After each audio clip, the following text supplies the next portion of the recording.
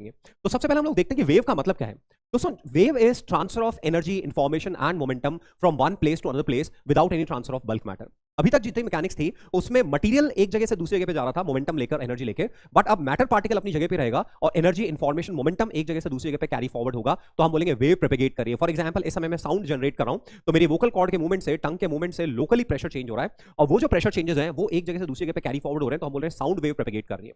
तो वेव में मीडियम के कॉन्स्टिट्यूएंट्स अपनी जगह पे ही ऑसिलेट करेंगे और जो वेव से एसोसिएटेड फिजिकल क्वांटिटी है उसमें जो वेरिएशंस हो रहे हैं वो फ्लक्चुएशंस एक जगह से दूसरी जगह पे मूव करेंगे, मे बी विदाउट मीडियम और may be with the help of medium particles.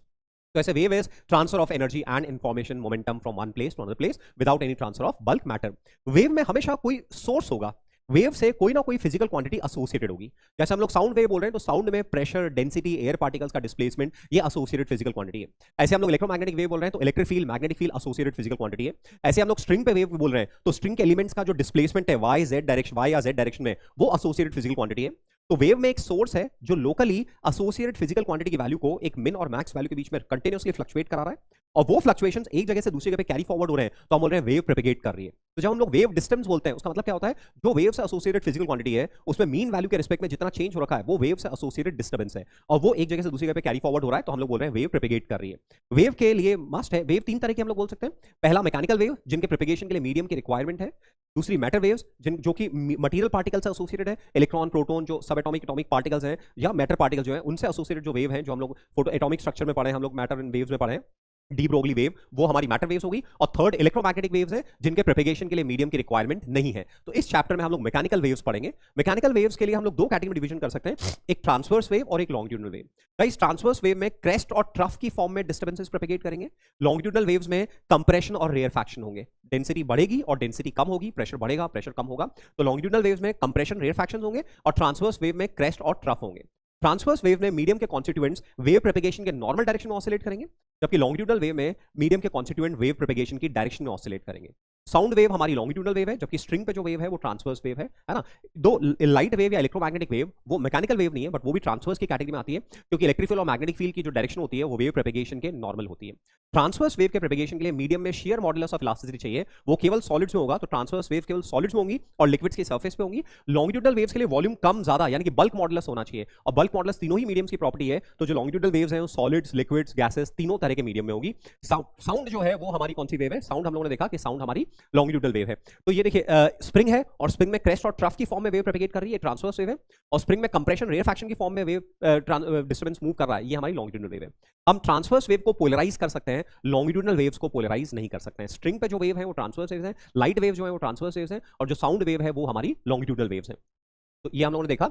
अब वेव फंक्शन किसको बोलते हैं, ऐसा मैथमेटिकल फंक्शन जो वेव से एसोसिएटेड फिजिकल क्वांटिटी की वैल्यू को पोजीशन और टाइम के रिस्पेक्ट में प्रेडिक्ट करता है, उसको हम लोग वेव फंक्शन बोलते हैं। फॉर एग्जांपल साउंड वेव, तो साउंड वेव में एसोसिएटेड फिजिकल क्वांटिटी या तो एयर पार्टिकल्स का डिस्प्लेसमेंट है, या प्रेशर फ्लक्चुएशन है, या डेंसिटी फ्लक्चुएशन है। तो वो मैथमेटिकल फंक्शन जो एसोसिएटेड प्रेशर चेंजेस को पोजीशन और टाइम के रिस्पेक्ट में प्रेडिक्ट कर रहा है, यानी कि उस मैथमेटिकल फंक्शन में हम पोजीशन और टाइम की वैल्यू डालें तो उस पर्टिकुलर पोजीशन पे, उस पर्टिकुलर टाइम पे एसोसिएटेड फिजिकल क्वांटिटी की वैल्यू क्या है वो हमें मिल जाए, वो हमारा साउंड वेव का फंक्शन हो गया। ऐसे स्ट्रिंग पे वेव प्रोपेगेट कर रही है और सपोज स्ट्रिंग के एलिमेंट्स वाई डायरेक्शन के लॉन्ग ऑसिलेट कर रहे हैं, तो वेव फंक्शन का मतलब क्या होगा कि हमारे पास एक मैथमेटिकल फंक्शन है जिसमें हम पोजीशन और टाइम की वैल्यू डालें तो उस पर्टिकुलर पोजीशन पे स्ट्रिंग एलिमेंट का वाई कोऑर्डिनेट कैसा है वो हमें मिल रहा है, तो हम बोलेंगे वो वेव फंक्शन है। तो वेव फंक्शन वेव से एसोसिएटेड फिजिकल क्वांटिटी की वैल्यू को पोजीशन और टाइम के रिस्पेक्ट में प्रेडिक्ट करता है।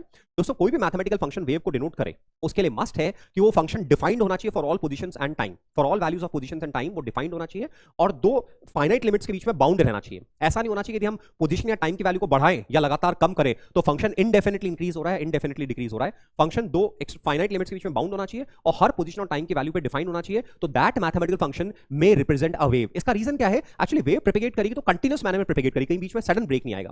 और दूसरा, वेव जब प्रोपेगेट करेगी तो एसोसिएटेड डिस्टर्बेंस होगा वो फाइनाइट लिमिट्स के बीच में होगा, इनफाइनाइट नहीं होगा। इसलिए मैथमेटिकल फंक्शन का बाउंड एंड दो finite bound and her position और टाइम के लिए डिफाइंड होना जरूरी है ना। ये हम लोगों ने देखा। तो ये मैथमेटिकल फंक्शन वेव कब डिनोट करेगा वो कंडीशन देखिए। अब दोस्तों, यदि किसी मैथमेटिकल फंक्शन का जो कि वेव फंक्शन है, यदि किसी वेव फंक्शन का आर्गुमेंट में पोजीशन और टाइम लीनियर फॉर्मेट में आ रहे हैं, एक्स और t, x plus minus v t, t plus minus x by v, x और टी के लीनियर कॉम्बिनेशन की फॉर्म में आ रहे हैं, तो वो वेव फंक्शन कांस्टेंट स्पीड से चलने वाली वेव को डिनोट करेगा। at any wave function whose argument is in the form t plus minus x by v or x plus minus vt, that means x and t are there in linear combination, then that wave function represents a wave traveling with constant speed v. दोस्तों यदि t और x दोनों का coefficient same sign का है तो wave minus x direction में propagate कर रही है, और t और x दोनों के कोफिशिएंट का साइन ऑपोजिट है तो वेव प्लस x डायरेक्शन में प्रोपेगेट कर रही है. डिफरेंशियल इक्वेशन, जैसे एसएचएम के लिए डिफरेंशियल इक्वेशन होती है d2x by dt2 plus omega square x बराबर 0, ऐसे कांस्टेंट स्पीड से चलने वाली वेव के लिए डिफरेंशियल इक्वेशन है del 2y by del t2 is equal to v square del 2y by del x2.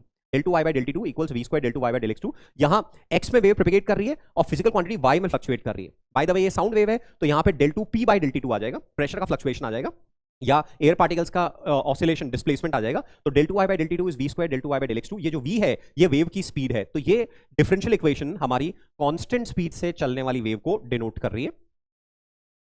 ये कांस्टेंट स्पीड से चलने वाली वेव को फंक्शन डिनोट कर रही है, और फंक्शन का आर्गुमेंट t और x का लीनियर कॉम्बिनेशन है, तो वो हमारी कांस्टेंट स्पीड से चलने वाली वेव है. फंक्शन हर जगह बाउंड होना चाहिए और हर पोजीशन और टाइम पे डिफाइंड होना चाहिए, तो हम बोलेंगे वो वेव को डिनोट कर सकता है.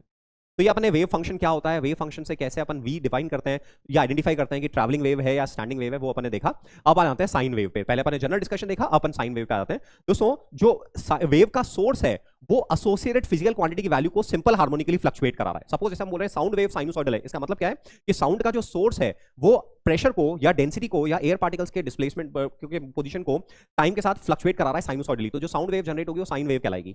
स्ट्रिंग पे साइनोसॉइडल वेव, इसका मतलब क्या है कि जो वाइब्रेटर स्ट्रिंग के एलिमेंट को अप एंड डाउन ऑसिलेट करा रहा है वो सिंपल हार्मोनिकली ऑसिलेट कर रहा है, तो एसोसिएटेड जो वेव है वो साइन वेव है. मतलब जब वेव का फंक्शन साइन या कोसाइन फंक्शन की फॉर्म में है तो हम बोलेंगे वो साइनोसॉइडल वेव है. तो साइन वेव भी साइन में भी लिख सकते हैं, कॉस में भी लिख सकते हैं, जनरल साइनोसॉइडल वेव कहलाएगी. तो हमारा जनरल फंक्शन हो गया yxt बराबर a sin omega t minus kx plus 5. दोस्तों y हमारा डिस्प्लेसमेंट है किसका. अब अभी अपने दिमाग में जो वेव है एक स्ट्रिंग पे वेव है, तो ये जब स्ट्रिंग पे कोई वेव नहीं है तो ये स्ट्रिंग फ्लैट है ना, ये स्ट्रिंग फ्लैट है, x डायरेक्शन में टॉर्च स्ट्रिंग है.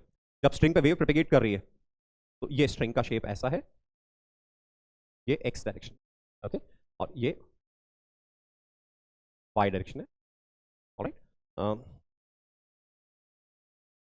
जब स्ट्रिंग पे वेव प्रोपेगेट कर रही है तो स्ट्रिंग का शेप इस तरह से हो रहा है. ऑलराइट, तो y क्या है, y है स्ट्रिंग वेव तो प्रोपेगेट कर रही है x डायरेक्शन में, और जो स्ट्रिंग के एलिमेंट्स हैं वो y डायरेक्शन में ऑसिलेट कर रहे हैं. तो किसी x पे टाइम t पे स्ट्रिंग का एलिमेंट जितना डिस्प्लेसमेंट पोजेस कर रहा है वो उसका y कोऑर्डिनेट है, तो ये y डिस्प्लेसमेंट को डिनोट कर रहा है. a maximum displacement of any string element from its mean position, तो ये हमारा एम्पलीट्यूड है ग्राफ में. ये हम लोग जो देखेंगे this is amplitude, main position से मैक्सिमम जितना डिस्प्लेसमेंट है, this is amplitude. And omega क्या है, ओमेगा एंगुलर फ्रीक्वेंसी है जो हमें टाइम पीरियड देगा, 2 pi by omega is capital T. के हमारा एंगुलर वेव नंबर कहलाता है जो हमें वेवलेंथ देगा. फाई फेस कांस्टेंट है जो x बराबर 0 पे t बराबर 0 पे हमें y कोऑर्डिनेट देगा और स्ट्रिंग एलिमेंट की वेलोसिटी की इंफॉर्मेशन देगा, इसको फेस कांस्टेंट बोलते हैं. और जो कंप्लीट आर्गुमेंट है इसको हम लोग फेज बोलते हैं. तो angular frequency, angular wave number, initial phase angle, and this is complete phase. Phase time के साथ में लीनियरली चेंज हो रही है, पोजीशन के साथ में लीनियरली चेंज हो रही है ना. ये टाइम के साथ में लीनियरली चेंज हो रही है, पोजीशन के साथ में लीनियरली चेंज हो रही है. दोस्तों t और x के कोएफिशिएंट का साइन यहाँ पे ऑपोजिट है, तो वेव प्लस x में ट्रैवल कर रही है, और ये यहाँ पे माइनस के x प्लस के x होता तो वेव माइनस x में ट्रैवल कर रही है. तो ऐसे प्लस x में या माइनस x में वेव ट्रैवल कर रही है. a sin omega t minus kx plus 5 की जगह माइनस x में वेव ट्रैवल कर रही है, तो a sin omega t plus kx plus 5 हो जाएगा. टाइम पीरियड क्या है, स्ट्रिंग का एलिमेंट एक साइकिल कंप्लीट करने में जितना टाइम ले रहा है दैट इज टाइम पीरियड. या किसी पॉइंट से पे क्रेस्ट है और वापस से क्रेस्ट आने में जितना समय लग रहा है that is time period. Time period angular frequency से related t equals 2 pi by omega. Frequency number of crest और troughs passing per second through a point. एक किसी पॉइंट से जितने पर सेकंड क्रेस्ट या ट्रफ पास हो रहे हैं वो हमारी फ्रीक्वेंसी है. या किसी स्ट्रिंग के एलिमेंट की 1 सेकंड में जितनी साइकिल्स कंप्लीट हो रही हैं वो हमारी फ्रीक्वेंसी है. Frequency is related to the time period as 1 upon capital T या ओमेगा अपॉन 2 पाई. फिर हम देखें टाइम पीरियड हो गया, फ्रीक्वेंसी हो गया. नेक्स्ट हम लोग देखें वेवलेंथ. वेवलेंथ क्या है दोस्तों, जो हमने वेव बनाई ये इस तरह से किसी मोमेंट पे, सपोज देखिए ये हमारी स्ट्रिंग पे वेव है, तो किसी मोमेंट पे हमने स्ट्रिंग का स्नैप लिया, तो x के साथ उस मोमेंट पे y कैसे वेरी कर रहा है वो ये हमारे स्ट्रिंग का स्नैप हो गया है ना. तो वेवलेंथ क्या है, वेवलेंथ है दो कॉन्सेक्यूटिव क्रेस्ट या दो कॉन्सेक्यूटिव ट्रफ्स के बीच में जितना गैप है वो वेवलेंथ है. दो कॉन्सेक्यूटिव क्रेस्ट या दो कॉन्सेक्यूटिव ट्रफ्स के बीच में इतना गैप है वो वेवलेंथ है. या हम बोले minimum separation between two string elements oscillating इन सेम फेज. दोस्तों अपन एसएचएम में देखा सेम फेज में ऑसिलेट होने का मतलब क्या होता है कि पार्टिकल्स हमेशा अपनी ऑसिलेशन की साइकिल के सेम पार्ट में एक साथ क्रेस्ट पे, एक साथ मीन पे, एक साथ नेगेटिव, एक साथ ट्रफ पे सिंक्रोनाइज मैनर में ऑसिलेट कर रहे हैं, तो हम बोलेंगे वो सेम फेज में. तो minimum separation between two string elements vibrating in same phase that is called wavelength. या सरल शब्दों में बोले तो दो कॉन्सेक्यूटिव क्रेस्ट या दो कॉन्सेक्यूटिव ट्रफ्स के बीच में गैप कितना होगा, वेवलेंथ के बराबर होगा. क्या हम वेवलेंथ को ऐसे ही बोल सकते हैं दोस्तों, कैपिटल टी टाइम पीरियड में, कैपिटल टी पीरियड में वेव जितना डिस्टेंस ट्रैवल करेगी, यहां पे एक वेव क्रेस्ट है, अब कैपिटल टी टाइम बाद यहाँ पे क्रेस्ट वापस से आ जाएगा, यानी कि वेव ने जितना डिस्टेंस ट्रैवल किया वो इसके बराबर होगा, वो हमारी वेवलेंथ हो जाएगी। तो wavelength is the conjugative repetitions of the shape of the wave, it is the distance between two conjugative points, the conjugative repetitions of the shape of the wave, separation between, it is the distance between two conjugative points in the same phase of wave motion, है ना। Lambda is 2 pi by के, ये हमारा आ रहा है, the two conjugative crest और troughs are separated by lambda, in one time period a wave propagates by a distance equal to its wavelength, lambda is V, lambda is V T, lambda को लिखें 2 pi by के, T को लिखें 2 pi by omega, तो जाएगा we बराबर omega by के, या लैम्डा को लैम्डा ही रहने दें और टी को अपन 1/f लिखें, तो ये वी बराबर एफ लैम्डा हो जाएगा। तो वी को ओमेगा बाई के लिख सकते हैं, लैम्डा को वीटी लिख सकते हैं, या वी को एफ लैम्डा लिख सकते हैं। ये हमारे डिफरेंट एक मतलब एक ही वैल्यू है जिसको अपन अलग अलग फॉर्मेट में रिप्रेजेंट कर रहे हैं। और ये क्या है, the conjugative repetitions of the shape of the wave, separation the conjugative repetitions of the shape of the wave, तो ये शेप ऑफ द वेव, ये एक पूरा शेप है, ये पूरा गैप एक वेवलेंथ है ना। एक वेवलेंथ को हम कभी कभी एक वेव भी बोल देते हैं, तो ये पूरी हमारी amplitude positive peak to positive peak, ये हमारी वन वेवलेंथ के बराबर है। तो दोस्तों हम किसी भी पॉइंट पर हैं तो वहां से लैम्डा 2 लैम्डा n लैम्डा आगे जाएंगे या लैम्डा 2 लैम्डा n लैम्डा पीछे जाएंगे, हमें सेम फेज में ऑसिलेट करते हुए एलिमेंट्स मिलेंगे। और किसी पॉइंट से हम लैम्डा बाई 2 या 3 लैम्डा बाई 2 या 5 लैम्डा बाई 2 मतलब 2n+1 लैम्डा बाई 2 आगे जाएंगे, या किसी पॉइंट से 2n+1 लैम्डा बाई 2 पीछे जाएंगे, तो हमें ऑपोजिट फेज में ऑसिलेट करते हुए पॉइंट मिलेंगे। वो जस्ट ऑपोजिट फेज में ऑसिलेट करेंगे, यानी कि एक पॉजिटिव पीक पे होगा तो दूसरा नेगेटिव पीक पे होगा, दोनों एक साथ मीन पर आएगा, और बट ऑपोजिट डायरेक्शन जा रहा होगा, ये नेगेटिव पीक पे होगा तो ये पॉजिटिव पीक पे जाएगा, एंड सो ऑन। तो ये अपन ने देखा। अब दोस्तों फेज डिफरेंस की अपन बात कर रहे हैं, तो if two particles have same displacement and same velocities at all time instants, they are said to be in same phase, and two particles are said to be in opposite phase if their displacements from mean position and their velocities are equal in magnitude but opposite in direction। ये अपन ने देखा। तो जो same phase में particles हैं उनके बीच में जो फेज डिफरेंस होगा वो 2n पाई का होगा, और जो ऑपोजिट फेज में पार्टिकल्स हैं उनके बीच में जो फेज डिफरेंस होगा वो 2n+1 पाई या 2n-1 पाई का होगा। उनकी फेजेस 2n पाई से डिफर कर रही होगी सेम फेज में, और सेम फेज पार्टिकल्स और फेज डिफरेंस बिटवीन पार्टिकल्स, है ना, सेम फेज में है तो 2n pi, and opposite phase में है तो 2n+1 या 2n-1 पाई। ऑलराइट, सेम फेज में है तो 2n pi and opposite phase में है तो 2n+1 या 2n-1 पाई। सेम फेज में है तो उनके बीच में गैप n लैम्डा होगा, एंड ऑपोजिट फेज में है तो उनके बीच में गैप 2n+1 लैम्डा बाई 2 होगा, 2n+1 लैम्डा बाई 2 होगा। ये है हमारा phase difference delta theta, phase difference, और ये है सेपरेशन डेल्टा एक्स। ऑलराइट, तो ये सेम फेज में 2n पाई n लैम्डा, ऑपोजिट फेज में 2n+1 पाई या 2n+1 लैम्डा बाई 2। दोस्तों स्ट्रिंग पे दो एलिमेंट्स डेल्टा एक्स से सेपरेटेड है, तो देखिए क्यों स्ट्रिंग का शेप वापस से रिपीट हो रहा है। यहां पे जितनी फेज होगी, यदि अपन लैम्डा से आगे बढ़ेंगे तो फेज 2 पाई से बढ़ जाएगी, फिर लैम्डा से आगे बढ़ेंगे फेज 2 पाई से बढ़ जाएगी, इसलिए फंक्शन रिपीट हो रहा है। तो हम बोलेंगे यदि दो पॉइंट्स लैम्डा से सेपरेटेड है तो उनके बीच में फेज का डिफरेंस 2 पाई है, तो दो पॉइंट्स डेल्टा एक्स से सेपरेटेड है तो उनके बीच में फेजेस में जो डिफरेंस होगा वो 2 pi by lambda into delta x होगा। तो phase difference between two points at an instant separated by distance delta x is 2 pi by lambda into delta x. ऐसे दोस्तों एक ही पोजीशन पे टाइम t1 पे फेज अपने नोट की, तो टाइम t1 पे फेज है, टाइम t1 पे फेज है अपनी, टाइम t1 पे फेज नोट किया अपने, तो ओमेगा t1 माइनस के x plus y. Time t2 पे फेज ओमेगा t2 माइनस के एक्स प्लस वाई, सबट्रैक्ट करेंगे तो omega t2 minus omega t1 आ जाएगा, that is omega delta t. तो एक पोजीशन पे दो अलग अलग इंस्टेंट पे फेजेस को कंपेयर कर रहे हैं तो delta phi is omega delta t. एक इंस्टेंट पे दो अलग अलग पोजीशंस पे फेजेस को कंपेयर कर रहे हैं तो हमारा फेज डिफरेंस कितना होगा, k delta x, 2 pi by lambda into delta x होगा। और यदि फेज डिफरेंस 2n पाई है तो हम बोलेंगे पार्टिकल सेम फेज में ऑसिलेट कर रहे हैं, और ये फेज डिफरेंस यदि ऑड मल्टीपल ऑफ पाई है 2n+1 या 2n-1 पाई है तो पार्टिकल्स ऑपोजिट फेज में ऑसिलेट कर रहे हैं।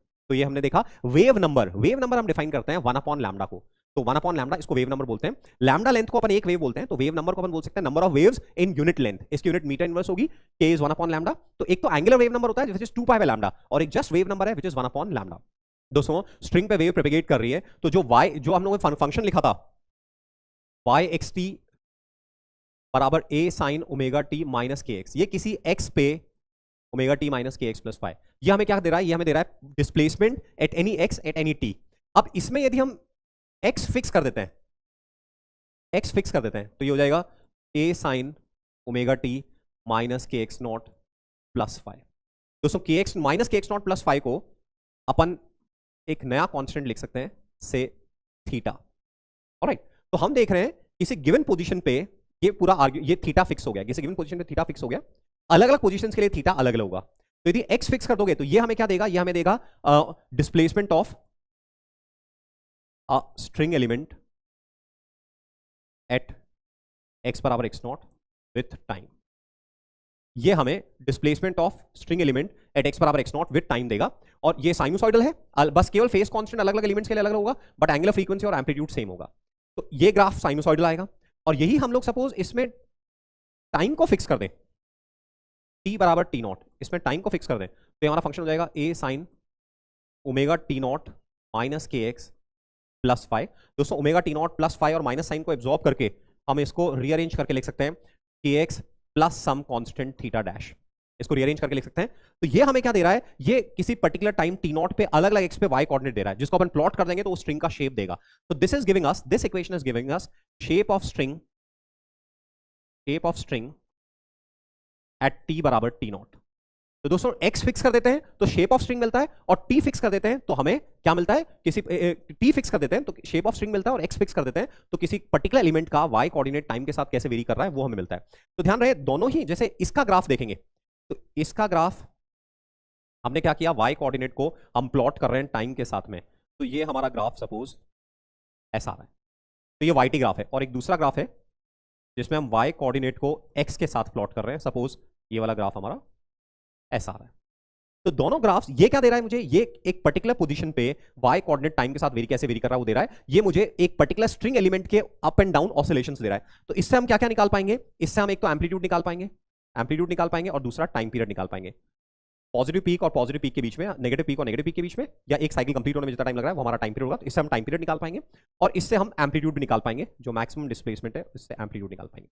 और जो नीचे वाला ग्राफ है वो हमें स्ट्रिंग का शेप दे रहा है, तो इससे हम क्या निकाल पाएंगे, इससे भी हम एम्पलीट्यूड निकाल पाएंगे। तो ऊपर और नीचे वाले ग्राफ में हाइट सेम होनी चाहिए, एम्पलीट्यूड, और यहां रिपीटेशन जब हो रहा है ये हमारी वेवलेंथ होगी, इससे वेवलेंथ निकाल पाएंगे। तो इधर से ए और लैम्डा मिलेगा, इधर से हमें ए और कैपिटल टी मिलेगा। तो हमें ध्यान से देखना है, दोनों ग्राफ साइनोसॉइडल होंगे, दिखने में एक ही जैसे लगेंगे, बट एक ग्राफ हमें एम्पलीट्यूड, एक ग्राफ हमें किसी पर्टिकुलर स्ट्रिंग एलिमेंट का वाई कोऑर्डिनेट टाइम के साथ कैसे वेरी कर रहा है वो एसएचएम दे रहा है, और दूसरा हमें स्ट्रिंग का शेप दे रहा है एक पर्टिकुलर इंस्टेंट पे। एक से हम वेवलेंथ निकालेंगे, एक से टाइम पीरियड निकालेंगे, एम्पलीट्यूड दोनों ग्राफ्स में कॉमन होगा। ऑलराइट, तो ये जब स्ट्रिंग के elements up and down oscillate कर रहे हैं तो उनकी वेलोसिटी कैसे वेरी कर रही है। देखो, एक तो है wave velocity, disturbance, crest, trough, जिस स्पीड से आगे या पीछे प्रोपेगेट कर रहे हैं वो तो है वेव स्पीड। दूसरा है स्ट्रिंग एलिमेंट जो ऊपर नीचे ऑसिलेट कर रहे हैं, वो ट्रांसवर्स वेलोसिटी कहलाती है, या वेलोसिटी ऑफ स्ट्रिंग एलिमेंट कहलाती है। तो वाई कोऑर्डिनेट हमें मालूम है कि भाई स्ट्रिंग एलिमेंट का वाई कोऑर्डिनेट टाइम के साथ और एक्स के साथ कैसे वेरी कर रहा है।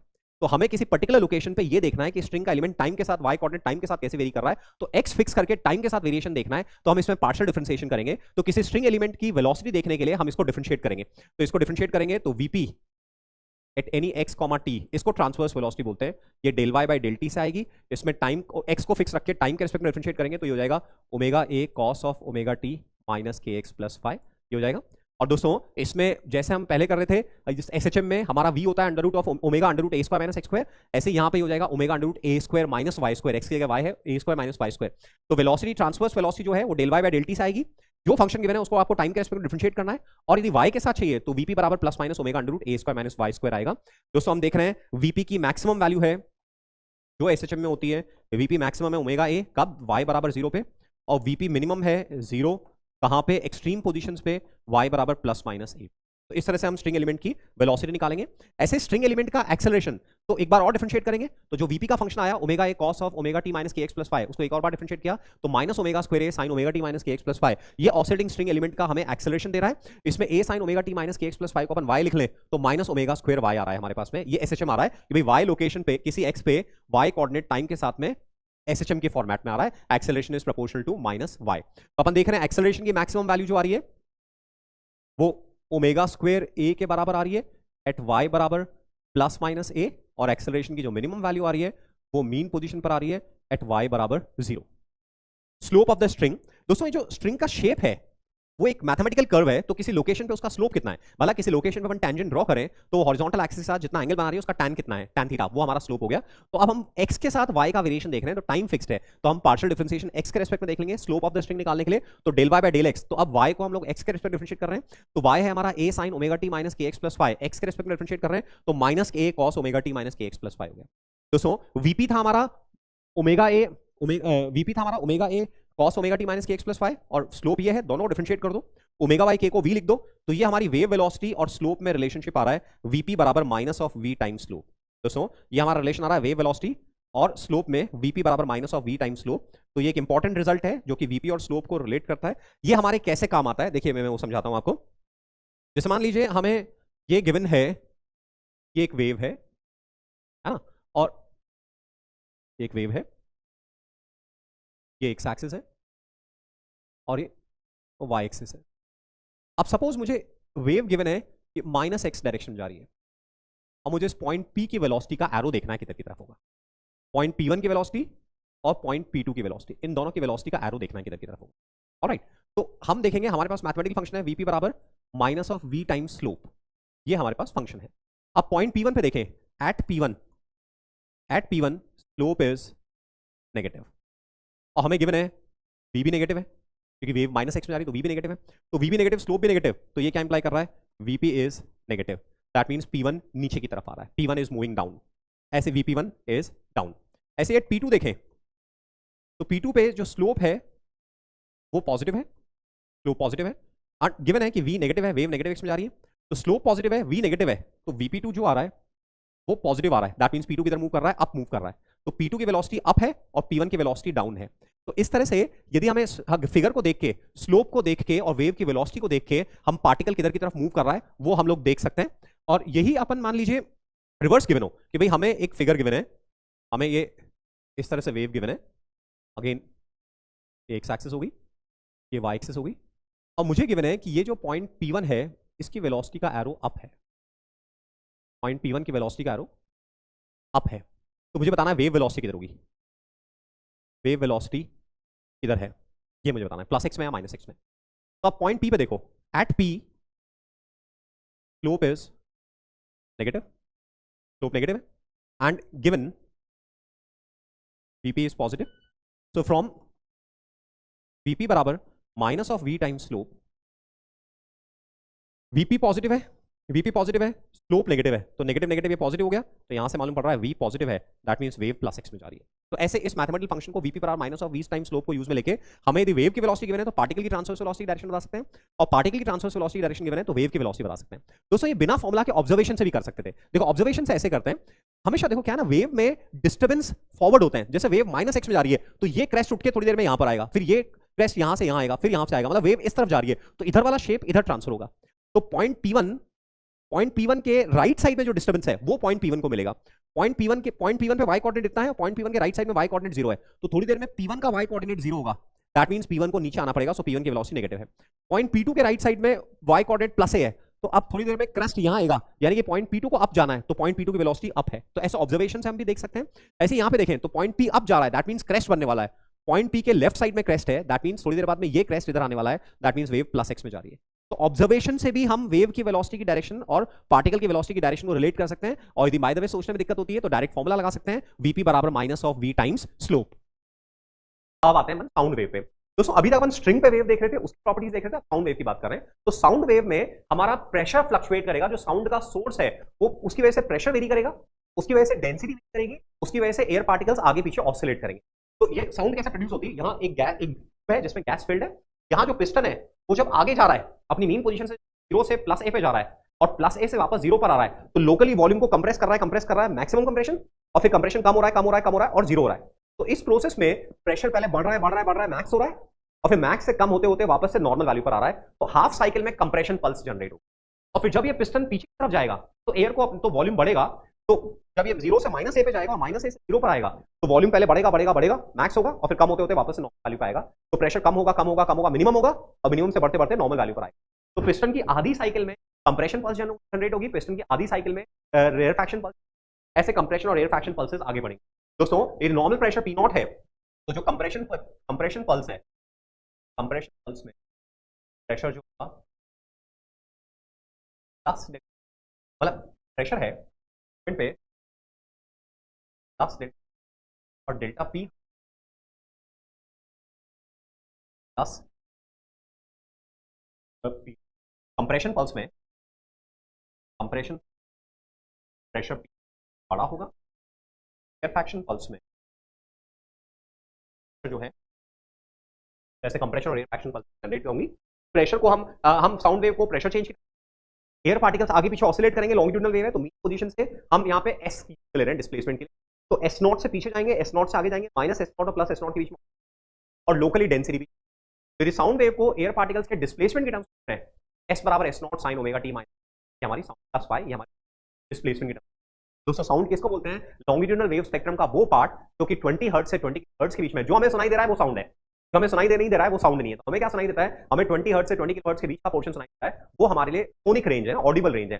20 हर्ट्ज से जो छोटा है वो इंफ्रासोनिक है, वो हमें सुनाई नहीं दे रहा है, और 20 किलो हर्ट्ज से बड़ा है तो वो अल्ट्रासोनिक है, वो भी हमें सुनाई नहीं दे रहा है। हमें 20 हर्ट्ज से 20 किलो हर्ट्ज के बीच का पोर्शन सुनाता है, जिसको हम साउंड वेव बोलते हैं। तो साउंड वेव कैसे डिस्क्राइब कर रहे हैं? एस बराबर एस नॉट टी माइनस, इसी साउंड वेव को प्रेशर की टर्म्स में डिफाइन करेंगे, टाइप करेंगे। तो यदि ये साइन फंक्शन है तो कॉस होगा, ये कॉस है तो हमें ध्यान रखना है कि प्रेशर वेव और डिस्प्लेसमेंट वेव दोनों एक ही साउंड वेव को डिनोट कर रही है, लिखने का तरीका अलग अलग है, बट दोनों में पाई बाई 2 का डिफरेंस होगा। यदि डिस्प्लेसमेंट वेव हमारी साइन फंक्शन की है तो प्रेशर वेव कॉस में होगी, या डिस्प्लेसमेंट वेव हमारी कॉस में है तो जो प्रेशर वेव साइन में होगी, आपस में पाई बाई 2 का डिफरेंस। तो ये साइन में है तो ये कॉस, या ये कॉस है तो ये साइन। और प्रेशर चेंज का एम्पलीट्यूड और डिस्प्लेसमेंट के एम्पलीट्यूड में क्या रिलेशन रहेगा? Delta P naught is B K S naught, delta P naught is B K S naught, ये हमारा रिलेशन। दोस्तों जहां डिस्प्लेसमेंट मैक्सिमम है यानी प्लस माइनस एस नॉट है, वहां डेल्टा पी जीरो होगा, प्रेशर नॉर्मल वैल्यू पर होगा। और जहां डिस्प्लेसमेंट जीरो है वहां प्रेशर चेंज मैक्सिमम होगा, यानी delta P plus minus delta P not बराबर होगा। तो हम यहां से ये बोलते हैं दोस्तों, डेंसिटी और प्रेशर वेव आपस में सेम फेज, जहां प्रेशर मैक्सिमम है वहां डेंसिटी मैक्सिमम होगी। तो यदि साइन डिस्प्लेसमेंट वेव साइन में है और डेंसिटी वेव भी कॉस में होगी, हमने देखा डेल्टा पी नॉट और एस नॉट में relation, delta P naught is B S naught. और ऐसे डेंसिटी चेंज और प्रेशर चेंज का रिलेशन होगा, delta P is rho naught upon B delta P, delta rho is rho naught upon B delta P. तो delta rho naught amplitude is rho naught upon B delta P naught. Rho naught क्या है? Mean pressure. जब कोई sound wave नहीं है ये mean pressure है, जैसे p naught mean rho naught mean density है, और जैसे पी नॉट मीन प्रेशर था ऐसे नॉट मीन डेंसिटी है। दोस्तों यहाँ पे एक और चीज ऑब्जर्व करने वाली है, जैसे एटमॉस्फेरिक प्रेशर 10⁵ पास्कल है, जब साउंड प्रोपेगेट करेगी तो जो प्रेशर में डेल्टा पी नॉट बहुत बहुत छोटा, तो पी नॉट की कंपैरिजन में डेल्टा पी नॉट बहुत छोटा है, रो नॉट की कंपैरिजन में डेल्टा रो नॉट बहुत छोटा है। ऐसे एस नॉट भी माइक्रोमीटर से लेकर रहता है ना, एस नॉट जो है वो भी बहुत छोटा है, ये अपने को। तो ये रिलेशनशिप अपने को ध्यान रखनी है कि डेल्टा रो नॉट और डेल्टा पी नॉट में क्या रिलेशन, और डेल्टा पी नॉट और एस नॉट में क्या रिलेशन, और एक साइन में है तो दूसरा कॉस में है। तो ये हम लोगों ने साउंड वेव की डिटेल्स देखी थी। अब आ जाता है अपन speed of a wave. Speed of a wave दोस्तों, जो वेव की स्पीड है वो स्ट्रिक्टली मीडियम की प्रॉपर्टी, मीडियम में इलास्टिसिटी, मीडियम में इनर्शिया कितना है उस पर वेव की स्पीड डिपेंडेंट होगी, वेव की फोर्स पे डिपेंडेंट नहीं है। जैसे फॉर एग्जांपल मैं यहाँ पे खड़ा हूँ, साउंड जनरेट कर, यहीं पे एक बफेलो खड़ी हुई है, भैंस खड़ी हुई है, वो साउंड जनरेट कर, यहीं पे एक टाइगर खड़ा हुआ है वो, या कोई फीमेल खड़ी हुई है वो साउंड जनरेट। अलग अलग सोर्सेज हैं, अलग अलग लाउडनेस से, अलग अलग शार्पनेस, अलग अलग क्वालिटी की साउंड जनरेट कर रहे हैं, और जब मीडियम के थ्रू ट्रैवल कर रही है तो हम सबकी वेव एक ही स्पीड ट्रैवल कर रही है। वेव की स्ट्रिक्टली मीडियम डिपेंडेंट है, उसका सोर्स से यानी कि फ्रीक्वेंसी कोई लेना देना नहीं है ना। तो वेव की स्पीड स्ट्रिक्टली मीडियम पे डिपेंडेंट है, मीडियम चेंज होगा तो वेव की स्पीड, सोर्स के चेंज होने पे वेव की स्पीड नहीं होगी। So the speed of a wave depends only on the properties of medium, only on the properties of medium. It does not depend on the frequency of the wave. अब पहले transverse wave की speed है वो है f by mu under root. f यहाँ पे string में tension है और म्यू लीनियर मास है। कई बार हमें लीनियर मास डेंसिटी नहीं given, volume mass density cross sectional area given होता है। यदि वॉल्यूम मास डेंसिटी और प्रोसेक्शनल एरिया गिवन है तो फिर Q को अपन लिख सकते हैं रो इनटू s, यूनिट से चेक कर लो, rho is kilogram per metre into metre square, तो रो इंटू एस, और ये ट्रांसवर्स वेव की स्पीड का फॉर्मूला है f by mu under root. दोस्तों यदि f और म्यू का रेशियो कांस्टेंट रहेगा तब तो ट्रांसवर्स और अदरवाइज स्पीड वेरी करेगी। तो यहाँ मैकेनिक्स के लॉज ऑफ मोशन के, सर्कुलर मोशन के, इस तरह के क्वेश्चन कॉन्सेप्ट्स भी ऐड हो जाएंगे कि पहले अपने को मैकेनिक्स के कॉन्सेप्ट अप्लाई करके है और उस टेंशन को सब्स्टिट्यूट करके अपने को वैल्यू निकालनी है ना। तो f बाय म्यू का रेशियो वेरी कर रहा है तो स्पीड वेरी कर रही है, अदरवाइज स्पीड कांस्टेंट। तो इसमें स्टैंडर्ड सिचुएशन है, जैसे हमारे पास एक स्ट्रिंग है, speed of a transverse wave in a uniform rope of mass m and L hanging vertically from one end as a function of distance। एक रोप है जिसका मास m दे रखा है, लेंथ l दे रखी है, यूनिफॉर्म रोप है, और डिस्टेंस x के साथ स्पीड कैसे वेरी कर रही है वो हमें निकालना है। दोस्तों हमें पहले टेंशन निकालना पड़ेगा, यहाँ पे टेंशन वेरी करेगा, तो टेंशन निकालने के लिए x पोर्शन को अपन ने कम ले लिया, यहाँ टेंशन f है और इस x लेंथ का जो मास है m by l x मास पर यूनिट लेंथ मास हो गया, और क्योंकि एक्सेलरेशन जीरो है तो फोर्स बैलेंस से f आ गया अपना m by l into x, m by l हमारा म्यू हो गया x, तो यहाँ से f by म्यू हमारी v है, f by म्यू वैल्यू आ गई। स्पीड x के साथ वेरी कर रही है, बॉटम पॉइंट पे स्पीड मिनिमम है क्योंकि टेंशन जीरो, बॉटम पॉइंट पे, टॉप पॉइंट पे वेव मैक्सिमम है। दोस्तों जैसे जैसे वेव ऊपर जा रही है, दो अलग अलग पॉइंट्स पे वेव की स्पीड अलग अलग है, तो मीडियम चेंज होगा तो फ्रीक्वेंसी चेंज नहीं होगी, फ्रीक्वेंसी प्रॉपर्टी है उसका मीडियम से कोई लेना नहीं। तो v बराबर f लैम्डा, f फिक्स रहेगा, यदि v चेंज होगा तो अकॉर्डिंगली लैम्डा चेंज होगा, तो v1 अपॉन v2 1 अपॉन हमारा हो जाएगा lambda 1 upon v1 upon v2 lambda 1। तो यहाँ ऊपर जाने पे जैसे जैसे एक्स इंक्रीज हो रहा है, ऊपर जा रहे हैं हम लोग, तो टेंशन की वैल्यू इंक्रीज हो रही है, वेवलेंथ लोएस्ट पॉइंट पे स्पीड मिनिमम है, हाईएस्ट पॉइंट पे स्पीड मैक्सिमम है। तो ऐसे स्पीड को हम टेंशन से करेंगे। हमें टाइम टेकन निकालना है कि टाइम टेकन कितना लगेगा वेव को ऊपर जाने में, है ना। टाइम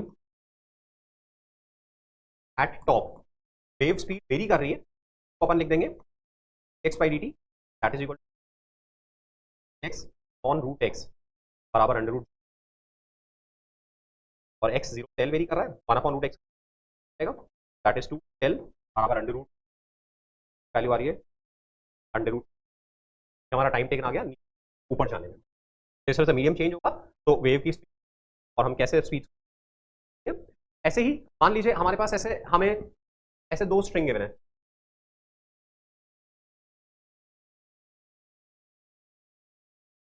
वेव की ट्रांसलेशन, तो v1 अपॉन v2 हमारा अंडर रूट f1 अपॉन, जहां जो टेंशन वेट है 1 प्लस मासलेस, मतलब स्ट्रिंग का मास नेग्लिजिबल, और इस स्ट्रिंग m2 का wave full under root, wave की स्पीड चेंज हुई है तो वेवलेंथ भी चेंज, फ्रीक्वेंसी पर नहीं पड़े। अब लॉन्गिट्यूडनल वेव बात करें तो लॉन्गिट्यूडनल वेव में हम देख रहे हैं कि सॉलिड है, लिक्विड है या गैसेज है। यदि वन डायमेंशनल सॉलिड है तो वेव की जो स्पीड होगी वो होगी y by rho under root, y Young's modulus volume density. तो सॉलिड में दोस्तों ध्यान रहे ट्रांसवर्स वेव भी हो सकती है, लॉन्गिट्यूडनल, यदि सॉलिड में ट्रांसवर्स वेव है तब तो f by mu under root लगेगा, और लॉन्गिट्यूडनल का y by rho under root लगेगा। केयरफुली रीड करना है कि ट्रांसवर्स लॉन्गिट्यूडनल वेव है क्योंकि दोनों ही ट्रांसमिट हो सकते हैं। लिक्विड फ्लूइड्स में वेव स्पीड फॉर्मूला रहेगा v bye rho under root रहेगा। दोस्तों आप फ्लूइड्स में लिक्विड अलग हो या गैसेज अलग हो, तो लिक्विड्स के लिए बल्क मॉडुलस प्रोसेस डिपेंडेंट नहीं होता, फिक्स होता है, तो लिक्विड्स के लिए यही फॉर्मूला रहेगा v bye rho under root. Gases के एक्चुअली प्रोसेस डिपेंडेंट है, कौन से प्रोसेस के थ्रू। तो दोस्तों साउंड की फ्रीक्वेंसी 1000 हर्ट्ज है, तो 1 सेकंड में किसी एयर एलिमेंट की वॉल्यूम की चेंज की साइकिल 1000 टाइम्स हो रही है, तो उसको अपने सराउंडिंग एलिमेंट से हीट एक्सचेंज का टाइम नहीं मिलता है, इसलिए साउंड एडियाबैटिक लेते हैं। और एडियाबैटिक प्रोसेस जो बल्क मॉडुलस होता है वो गामा पी होता है, तो इसलिए का फॉर्मूला गैसेज में हो गया गामा पी बाय रो। दोस्तों पेरेंट फॉर्मूला बी बाय रो ही है, बट क्योंकि प्रोसेस एडियाबैटिक है तो अपन ने गामा पी लिखा, तो गामा पी बाय रो, और आइडियल गैस को लेते हुए पी बाय रो लिखा आपने आरटी बाय एम नॉट, तो gamma RT by m naught. तो ये साउंड की स्पीड का गैसेज में फॉर्मूला हो गया, एडियाबैटिक प्रोसेस मानते हुए, एडियाबैटिक प्रोसेस मानते हुए प्रोपेगेशन इज एडियाबैटिक, तो bulk modulus is gamma P कैसा आ गया, और लिक्विड्स के लिए B bye rho under root. अब दोस्तों यहाँ पे ऑथर ऐसा क्वेश्चन डिजाइन कर सकता है कि let's assume that the propagation that the process involving the sound propagation for gas is say P we to power X बराबर कांस्टेंट, कोई और पॉलीट्रॉपिक प्रोसेस की, तो फिर वहां पे बल्क मॉडुलस निकालना पड़ेगा minus dp upon dv by d. तो एक पॉलीट्रॉपिक प्रोसेस का p we to power x का बल्क मॉडुलस जो होगा वो एक्सपी होगा, जैसे एडियाबैटिक का गामा पी है ऐसे एक्सपी होगा, तो यहाँ पे एक्सपी आ जाएगा by rho RT by m naught, तो उसको यूज, तो ऐसे साउंड की स्पीड का फॉर्मूला। दोस्तों किसी गिवन गैस में साउंड की स्पीड केवल टेम्परेचर, यदि फिक्स्ड टेम्परेचर के प्रेशर चेंज करोगे डेंसिटी भी उस तरह से चेंज, साउंड की स्पीड पे फर्क नहीं आएगा। ध्यान रहे यदि किसी गैस में साउंड की स्पीड डाल दी है, सपोज बोला हाइड्रोजन में 300 केल्विन पे डाल दिए, तो 5 यूनिट्स में रखना है, तो हाइड्रोजन के लिए गामा अपना डायटमिक है तो 5 हो जाएगा, R 25 पर मोल हो जाएगा पर केल्विन, T 300 हो गया, और m नॉट हाइड्रोजन के लिए 2 ग्राम पर मोल, तो 2 × 10⁻³ लिखेंगे, 2 × 10⁻³। ध्यान रहे मोलर मास है ये ग्राम पर मोल में, 2 ग्राम में। तो इन केस गैसेस का मिक्सचर दे रखा है तो फिर हमें गामा को निकालना पड़ेगा, और मिक्सचर ऑफ गैस हमने थर्मोडायनामिक्स से पढ़ा हुआ है, तो गामा आएगा, गामा इज इक्विवेलेंट N1C, और तो ये इस तरह से हम लोग गामा निकाल, या फिर हम गामा निकालने के लिए गामा का फॉर्मूला एक और होता है उसको भी यूज में, गामा इज CV, ऐसे मीन मोलर मास निकालना पड़ेगा, मोलर मास में total mass 1 m1 plus n and so upon n1 plus gamma equivalent निकलेगा, m नॉट इक्विवेलेंट निकलेगा, और फिर उसको यहाँ पे सब्स्टिट्यूट करेंगे तो साउंड की स्पीड का फॉर्मूला आएगा कि साउंड की स्पीड का फॉर्मूला कितना। सॉलिड्स में साउंड की स्पीड सबसे ज्यादा होगी, लिक्विड्स में कम होगी, और गैसेस में कम होगी, टेम्परेचर चेंज करने पे साउंड की स्पीड। दोस्तों मॉइस्चर वाले दिनों में जब मॉइस्चर होती है साउंड में, जब एटमॉस्फेयर में तो एयर की डेंसिटी कम हो जाती है, सेम टेम्परेचर पे कम हो जाती है, साउंड की स्पीड बढ़ जाती है। एयर में यदि मॉइस्चर आ रही है यानी कि ड्राई वेदर की है, ऐसे में डेंसिटी कम होने की वजह से साउंड की बढ़ जाती है, क्योंकि एयर जिसका मोल भूमि मास 29 ग्राम पर मोल अराउंड है, उसमें हाइड्रोजन उसमें H2O ऐड हो रहा है जिसका फॉर्म में पर मोल है, तो हल्का सब्सटेंस ऐड हो रहा है तो डेंसिटी कम हो रही है, साउंड की बढ़ जाती है। इको क्या होती है? इको है जैसे मैं बोल रहा हूं तो सामने वॉल से टकरा के साउंड वापस आए, तो सामने वॉल L डिस्टेंस पर है तो डी बाई वी जाने में टाइम लगेगा, डी बाई वी आने में टाइम, इको के लिए time interval 2 d by v. But जो मैं साउंड जनरेट कर रहा हूं उसको तभी सुना जबकि दोनों साउंड्स के बीच में मिनिमम 0.1 टाइम इंटरवल तो मैं जनरेट कर रहा हूं और जो इको आ रही है, जो नई साउंड आ रही है 0.1 सेकंड का टाइम इंटरवल मिनिमम, तभी मेरे ईयर्स उनको सेपरेटली डिटेक्ट कर पाएंगे, अदरवाइज नहीं। तो यहाँ पे टी मिनिमम कितना 0.1 वैल्यू डाल दे, वहां से डी मिनिमम, मिनिमम गैप कितना होना चाहिए लिसनर और के बीच में, वॉल के बीच में मिनिमम गैप कितना आ जाएगा। When a wave passes from one medium to another medium of different wave speed, the frequency doesn't change, but the wavelength changes. But frequency does not. क्या आपने देख लिया ना? तो ये पूरा हम लोगों ने स्पीड पे बेस्ड सेक्शन फिनिश किया। अब आते हैं पावर फॉर ट्रैवलिंग वेव। दोस्तों वेव क्या है? Wave is transfer of energy, information, momentum without any transfer of bulk matter. तो वेव में एनर्जी कैरी फॉरवर्ड हो रही है, तो पर सेकंड किसी क्रॉस सेक्शन से जितनी एनर्जी ट्रांसफर हो रही है that is power transmitted. Wave में पावर ट्रांसफर हो रही है, तो ट्रांसवर्स वेव में जो पावर ट्रांसमिट होगी उसकी एक्सप्रेशन है p average mu we omega square A square by 2। इसको हम लोग डायरेक्ट लर्न करेंगे कि ट्रांसवर्स वेव में किसी क्रॉस सेक्शन से जो पावर ट्रांसफर होगी, एवरेज वैल्यू, हमारे एवरेज वैल्यू काम की है, हर क्रॉस सेक्शन में पावर लगातार चेंज हो रही होगी, तो it is average value which we are interested in. So p average is mu we omega square A square by 2। तो टाइम टी में किसी क्रॉस सेक्शन से टोटल एनर्जी कितनी पास होगी, पी एवरेज इनटू टी कर देंगे तो total energy आ जाएगा। तो ये फॉर्मुला में याद रखना है, p is proportional to a square, p is proportional to omega square, p average is mu we omega square A square by 2। SHM में होता है m omega square A square by 2, उसके लिए आ रहा है mu we omega square A square by 2। ये हमारी पावर आ रही है। अब है average energy density per unit length. Unit length में कितनी एनर्जी है, तो यूनिट लेंथ में कितनी एनर्जी, उसके लिए क्या करें अपन, पी एवरेज जो है ना, पी एवरेज है हमारा D E by D T, P average is D E by D T and that is mu we omega square A square by 2। इस वी को इधर लेके चल जाइए तो V D T D X हो जाएगा, तो ये average energy per unit length आ जाएगी D E by D X V omega square, sorry mu omega square A square by 2।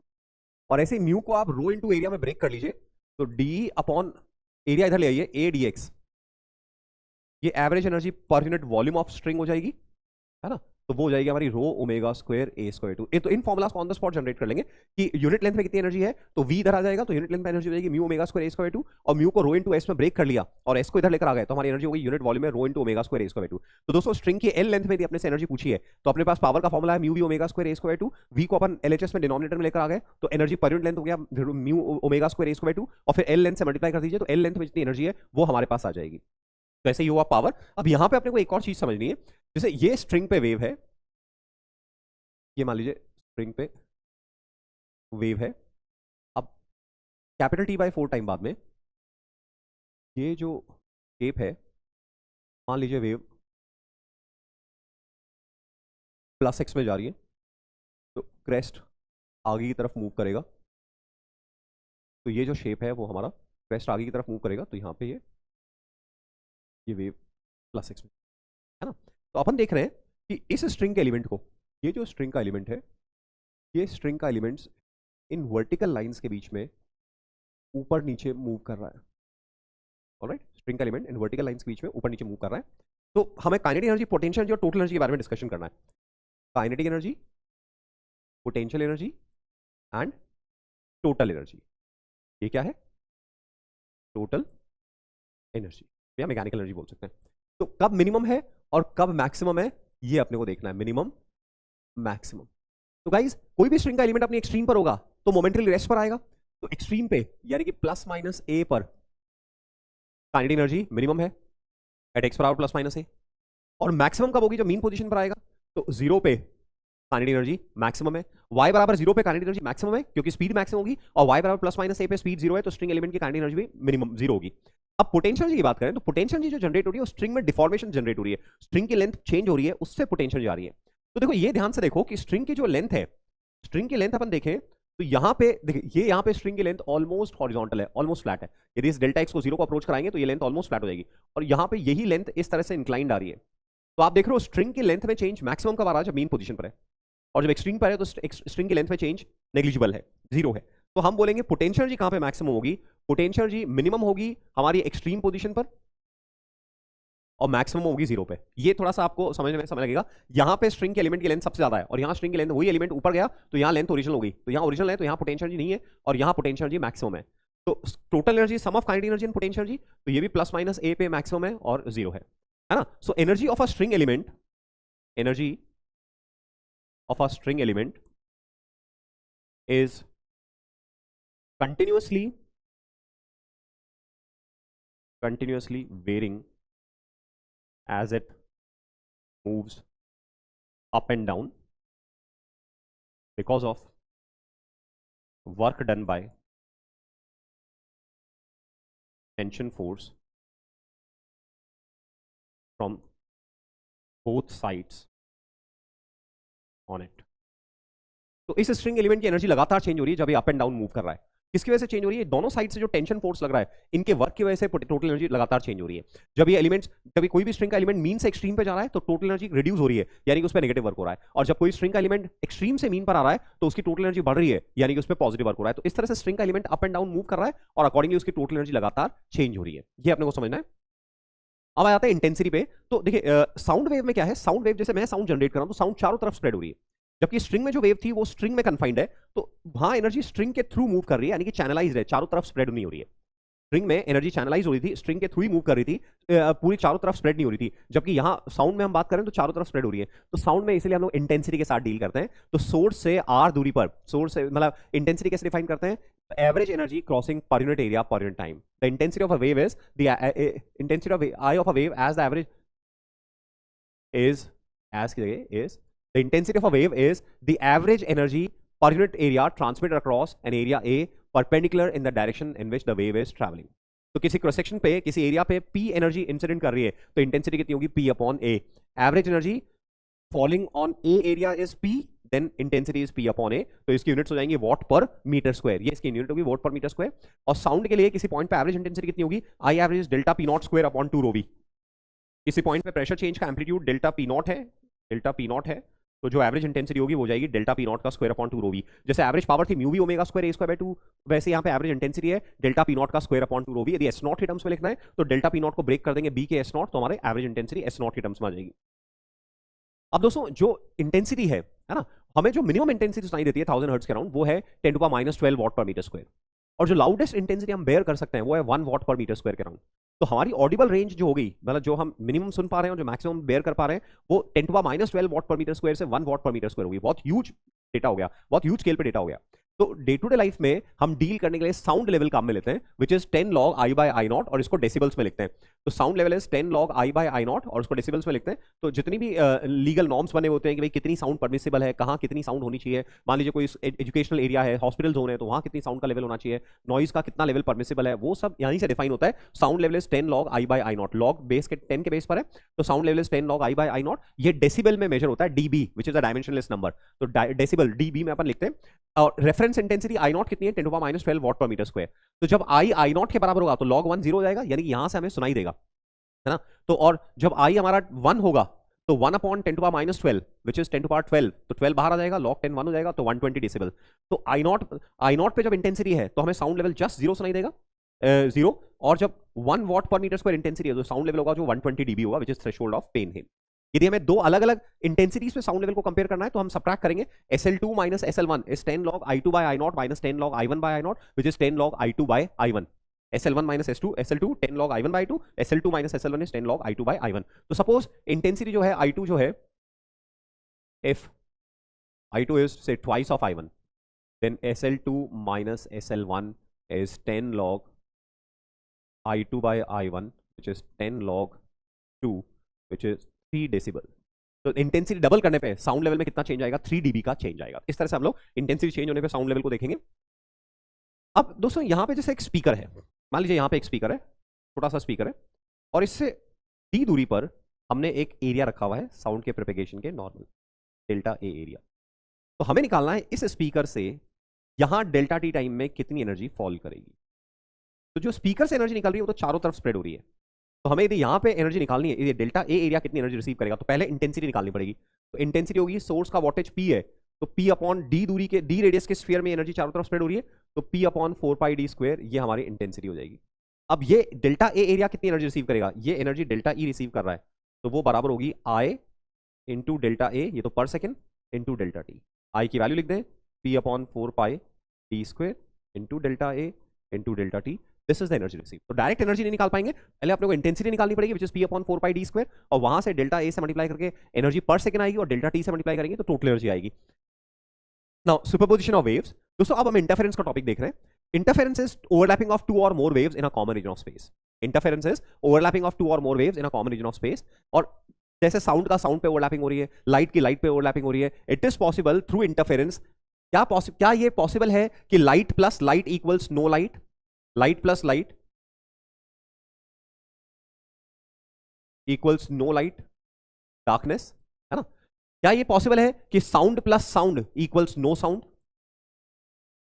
Sound plus sound equals no sound? Yes, this is possible through interference. This is possible कि दो light wave super impose कर रही है but light आने पे भी darkness है, या दो साउंड वेव सुपर इंपोज कर रही है बट स्टिल वहां पे साइलेंस है ना? तो that we understand through interference. Interference is overlapping of two or more waves in a common region of space. तो जब भी दो वेव्स एक किसी कॉमन रीजन से इंटरफेयर करेंगे, ओवरलैप करेंगे, so that is interference, overlapping of two or more waves in a common region of space. Interference results in redistribution of energy. जो दोनों वेव्स एनर्जी लेकर आ रही है किसी रीजन में, उसका इंटरफेरेंस से रीडिस्ट्रीब्यूशन हो जाएगा, बट टोटल एनर्जी उतनी की उतनी रहेगी।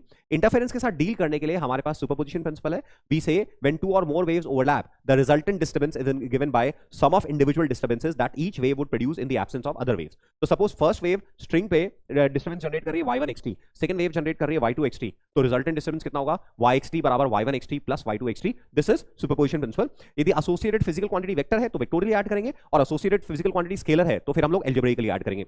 तो yxt बराबर y1xt plus y2xt. The overlapping waves do not in any way alter the travel of each other. दोनों वेव्स एक दूसरे के अंदर से चलती जाएंगी और सेपरेट हो जाएंगी, बट जितने टाइम तक ओवरलैप्ड है उतने टाइम में उनका शेप हमारे पास चेंज हो रहा है। सो जैसे सपोज ये हमारे पास एक वेव ये आ रही है ना, एक वेव सपोज ये आ रही है, और दूसरी जो वेव है वो हमारी सपोज दूसरी वेव इस तरह से ओवरलैप होगी। तो ऐसे केस में ये सपोज हमारा y2 है और ये हमारा y1 है। तो इस समय जो रिजल्टेंट शेप होगा वो ये हमारा रिजल्टेंट y बराबर y1 प्लस ये रिजल्टेंट शेप। तो दोनों वेव्स एक दूसरे के ऊपर ओवरलैप कर रही हैं, तो रिजल्टेंट शेप हमारा चेंज हो गया। और वो कैसे निकालेंगे? सुपरपोजिशन प्रिंसिपल से yxt बराबर y1xt plus y2xt।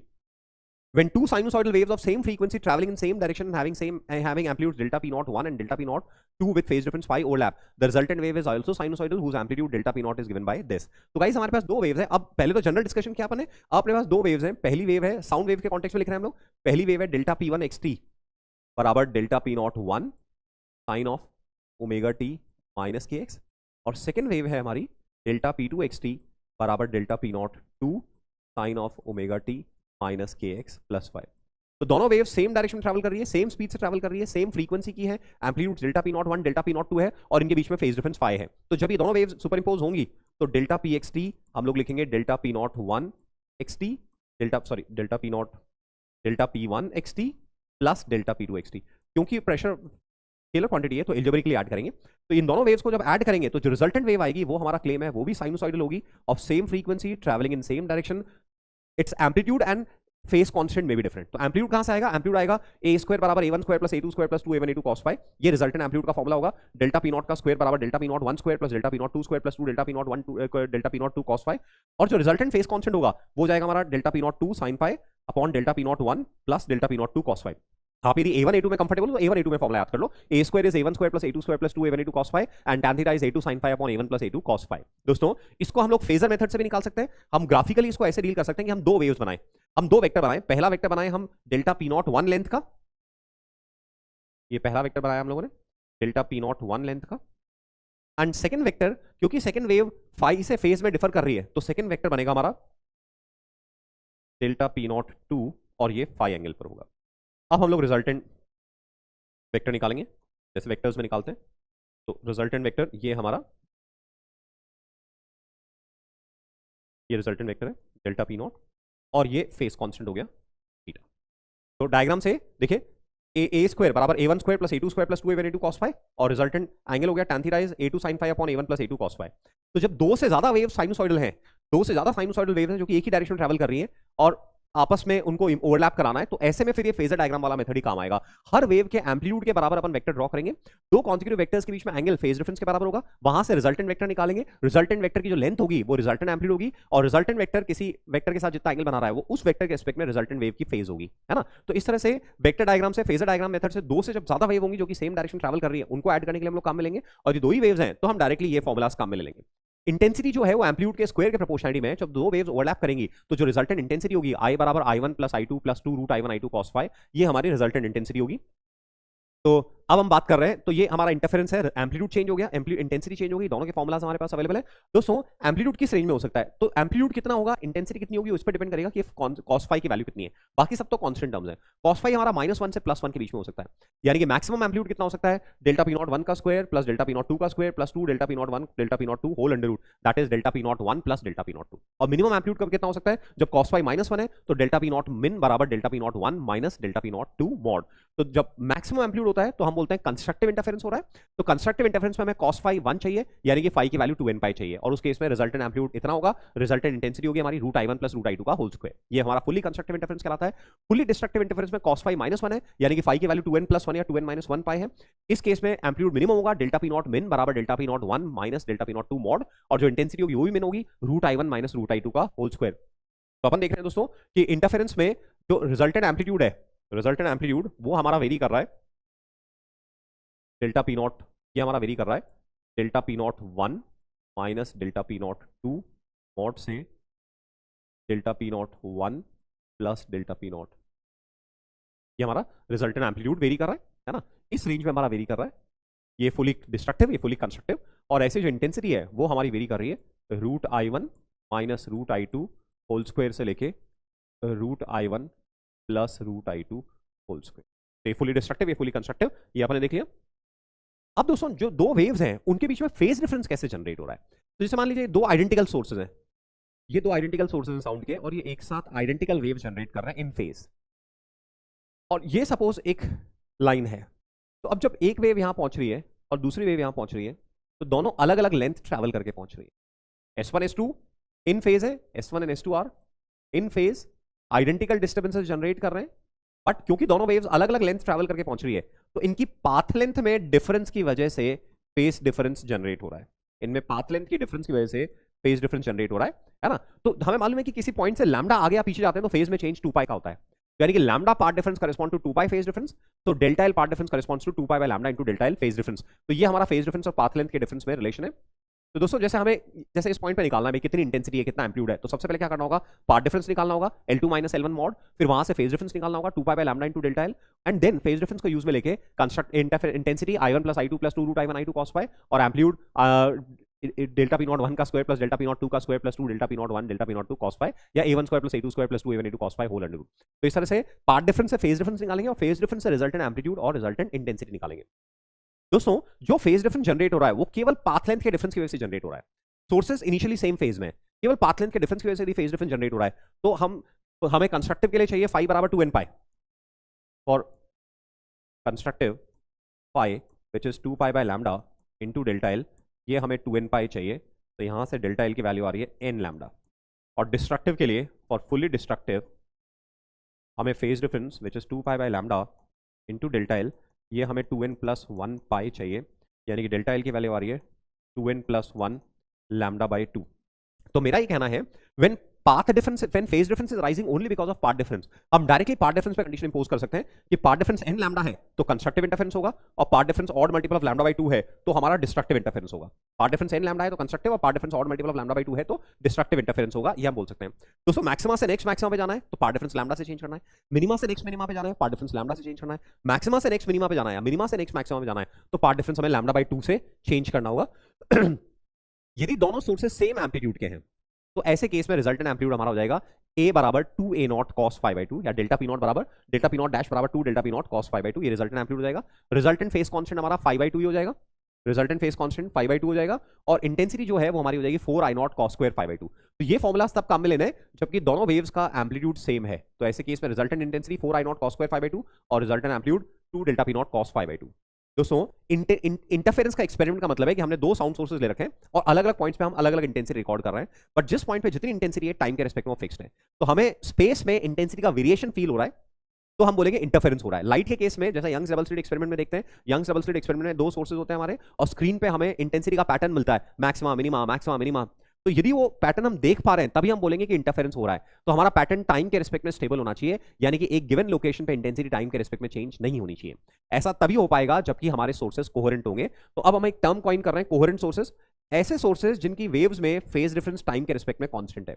Two sources are said to be coherent if the phase difference between the waves produced by them remains constant with respect to time. तो हम उनको बोलते हैं कि वो coherent sources हैं. और इंटरफेरेंस के लिए मस्ट है, ऑब्जर्वेबल इंटरफेरेंस के लिए मस्ट है कि हमारे सोर्सेज कोहेरेंट होने चाहिए.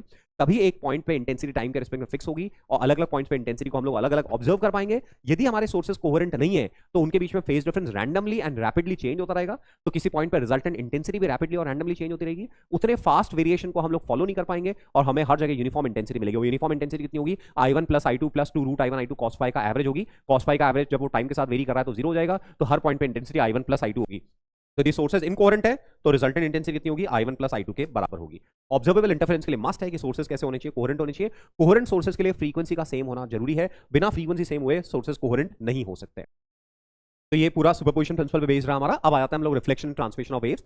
जब भी वेव ट्रैवल कर रही है और एक रिजिड एक बाउंड्री को एनकाउंटर करेगी तो वहां से वेव रिफ्लेक्ट होगी.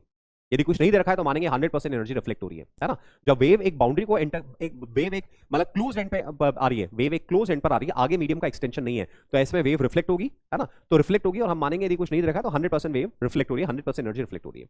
तो दोस्तों यहाँ पे कुछ बातें हैं जिनका आपने ध्यान रखना है. यदि फिक्स्ड एंड से स्ट्रिंग पे वेव है और फिक्स्ड एंड से रिफ्लेक्शन हो रहा है तो फिर पाई का चेंज आएगा. यानी कि क्रेस्ट जो है वो ट्रफ में कन्वर्ट हो जाएगा और जो ट्रफ है वो क्रेस्ट में कन्वर्ट हो जाएगा. तो ये देखिए फिक्स्ड एंड है, इंसिडेंट पल्स ये क्रेस्ट आ रहा है और ये ट्रफ में रिफ्लेक्ट हो रहा है. और ये फ्री एंड है. फ्री एंड का मतलब क्या है कि एक रॉड है जो कि फ्रिक्शनलेस है, उसमें रस्सी बंधी हुई है और वो ऊपर नीचे आराम से हो सकती है बिना फ्रिक्शन के. तो जब फ्री एंड है तो क्रेस्ट क्रेस्ट की तरह रिफ्लेक्ट होगा, ट्रफ ट्रफ की तरह रिफ्लेक्ट होगा. तो फिक्स्ड एंड से रिफ्लेक्ट होने पे ट्रांसवर्स वेव में पाई का डिफरेंस आएगा और फ्री एंड से रिफ्लेक्ट होने में कोई चेंज नहीं आएगा. तो गाइस यदि हमारी इंसिडेंट वेव की इक्वेशन गिवन है y incident xt is a sin omega t minus kx, ये इंसिडेंट वेव की इक्वेशन है. तो रिफ्लेक्टेड वेव की इक्वेशन हमारी फिक्स्ड एंड से हो जाएगी. हम ये मान के चल रहे हैं कि 100% एनर्जी रिफ्लेक्ट हो रही है, यानी कि एम्पलीट्यूड सेम रहेगा. यदि मान लीजिए जो रिफ्लेक्टेड एनर्जी है वो कम है तो फिर एम्पलीट्यूड भी रिड्यूस हो जाएगा. वो हम फिर पावर के फॉर्मुला से देखेंगे. Power is mu we omega square A square, power is mu we omega square A square by 2. तो amplitude will be proportional to under root P. तो मान लीजिए 64% पावर रिफ्लेक्ट हो रही है तो एम्पलीट्यूड 0.8 टाइम्स हो जाएगा, या 81% पावर रिफ्लेक्ट हो रही है तो एम्पलीट्यूड 0.9 टाइम्स हो जाएगा. कुछ नहीं दे रखा है तो 100% एनर्जी रिफ्लेक्टेड मानेंगे. तो ये इंसिडेंट वेव की इक्वेशन है. रिफ्लेक्ट हो रही है वेव, हम मान रहे हैं 100% एनर्जी रिफ्लेक्ट हो रही है तो ए का ए रहेगा. और दोस्तों क्योंकि वेव के डायरेक्शन मोशन की डायरेक्शन रिवर्स हो गई है तो हमें एक्स के कोएफिशिएंट का साइन रिवर्स कर देना है, क्योंकि वेव ऑपोजिट डायरेक्शन ट्रैवल कर रही है. तो ओमेगा टी माइनस के एक्स की जगह हम ओमेगा टी प्लस के एक्स कर देंगे. अब यदि फिक्स्ड एंड से रिफ्लेक्शन है तो पाई का चेंज आएगा और फ्री एंड से रिफ्लेक्शन है तो कोई चेंज नहीं आएगा. एक्स का कोएफिशिएंट का साइन दोनों में चेंज होगा, बस फ्री एंड से रिफ्लेक्शन है तो नो चेंज. ये हमारा हो गया फ्री एंड और ये हो गया हमारा फिक्स्ड एंड, है ना. इस तरह से रिफ्लेक्टेड वेव की इक्वेशन को हम लिखेंगे. मान रहे हैं 100% एनर्जी रिफ्लेक्ट हो रही है. सपोज 64% पावर गेट्स रिफ्लेक्टेड, तो फिर जो रिफ्लेक्टेड वेव का एम्पलीट्यूड होगा ए रिफ्लेक्टेड, वो हमारा क्योंकि power amplitude proportional to under root P है तो रिफ्लेक्टेड वेव का एम्पलीट्यूड हो जाएगा 0.8 टाइम्स ए इंसिडेंट. इस तरह से अपन बोलेंगे. So a traveling wave at a rigid boundary or a closed end is reflected with a phase reversal, but the reflection at an open boundary takes place without any phase change. Whenever a traveling wave reaches a boundary, part of all the wave is reflected. ये अपन बोल रहे हैं. अब आ जाते हैं अपन कि actually medium में change हो रहा है. एक स्ट्रिंग है और दूसरी तरफ दूसरी स्ट्रिंग है. यहाँ लाइटर स्ट्रिंग है और यहाँ हेवियर स्ट्रिंग है और यहाँ पहले हेवियर स्ट्रिंग है और फिर लाइटर स्ट्रिंग है. तो दोस्तों जब वेव बाउंड्री पे पहुंचेगी तो पार्टली रिफ्लेक्ट होगी और पार्टली ट्रांसमिट होगी. अभी बाउंड्री के दूसरी तरफ भी मीडियम है इसलिए पार्टली रिफ्लेक्ट होगी और पार्टली ट्रांसमिट होगी. ठीक है. तो अपने को ये ध्यान रखना है कि जब डेंस मीडियम की बाउंड्री से रिफ्लेक्ट हो रही है, यानी कि ऐसे मीडियम की बाउंड्री से रिफ्लेक्ट हो रही है जिसमें स्पीड कम हो रही है, डेंस मीडियम की बाउंड्री से रिफ्लेक्ट हो रही है. तो जैसे यहां पर देखें, यहां स्पीड v1 है और यहां स्पीड v2 है, तो जो v2 है वो लेस देन v1 है. ये हेवी स्ट्रिंग है तो यहां पे स्पीड कम है, ये लाइटर स्ट्रिंग है यहां पे स्पीड ज्यादा है. तो v2 लेस देन v1 है तो हम बोलेंगे डेंस मीडियम की बाउंड्री से रिफ्लेक्ट हो रही है. तो जब भी डेंस मीडियम की बाउंड्री से रिफ्लेक्ट हो रही है तो पाई का चेंज आएगा, क्रेस्ट ट्रफ और ट्रफ क्रेस्ट में बन जाएगा. और यहां अपन देखें तो ये डेंस मीडियम है और ये रेयरर मीडियम है और रेयरर मीडियम में स्पीड ज्यादा होगी, v2 ग्रेटर देन v1 है. तो इस केस में रेयरर मीडियम की बाउंड्री से रिफ्लेक्ट हो रही है तो कोई चेंज नहीं आएगा. तो जब वेव इंसिडेंट वेव जब बाउंड्री पे पहुंचेगी और डेंस मीडियम की बाउंड्री से रिफ्लेक्ट हो रही है तो पाई का चेंज आ रहा है, और रेयरर मीडियम की बाउंड्री से रिफ्लेक्ट हो रही है, ऐसे मीडियम की बाउंड्री से रिफ्लेक्ट हो रही है जिसमें स्पीड बढ़ रही है, तो फिर फेज में कोई चेंज नहीं आएगा. ट्रांसमिटेड वेव में कभी भी कोई चेंज नहीं आता है, फेज में वो सेम रहता है. So if a wave enters a region where the wave velocity is smaller, the reflected wave is inverted. If it enters a region where the wave velocity is larger, the reflected wave is not inverted. The transmitted wave is never inverted. Okay? तो दोस्तों ये boundary पे condition satisfy होती है जिनको हम बोलते हैं बाउंड्री कंडीशंस. बाउंड्री कंडीशंस में साथ में थ्योरी आपको एडवांस के लिए भी बताता जा रहा हूं. बाउंड्री कंडीशंस, ये बाउंड्री कंडीशंस क्या है? सपोज x बराबर 0 इज बाउंड्री, से boundary is at x equal 0. तो बाउंड्री कंडीशन ये है कि जितनी पावर इंसिडेंट करेगी उसी का कुछ पार्ट रिफ्लेक्ट होगा और उसी का कुछ पार्ट ट्रांसमिट होगा। P reflected plus P transmitted बराबर पी इंसिडेंट। जितनी पावर आ रही है कुछ रिफ्लेक्ट हो रही है और कुछ ट्रांसमिट हो रही है। और दूसरा क्या है, देखो दोस्तों, ये जो कर्व है, ये जो स्ट्रिंग है, ये कंटिन्यूअस कर्व है। सपोज जैसे ये लाइटर स्ट्रिंग है और उसके बाद में ये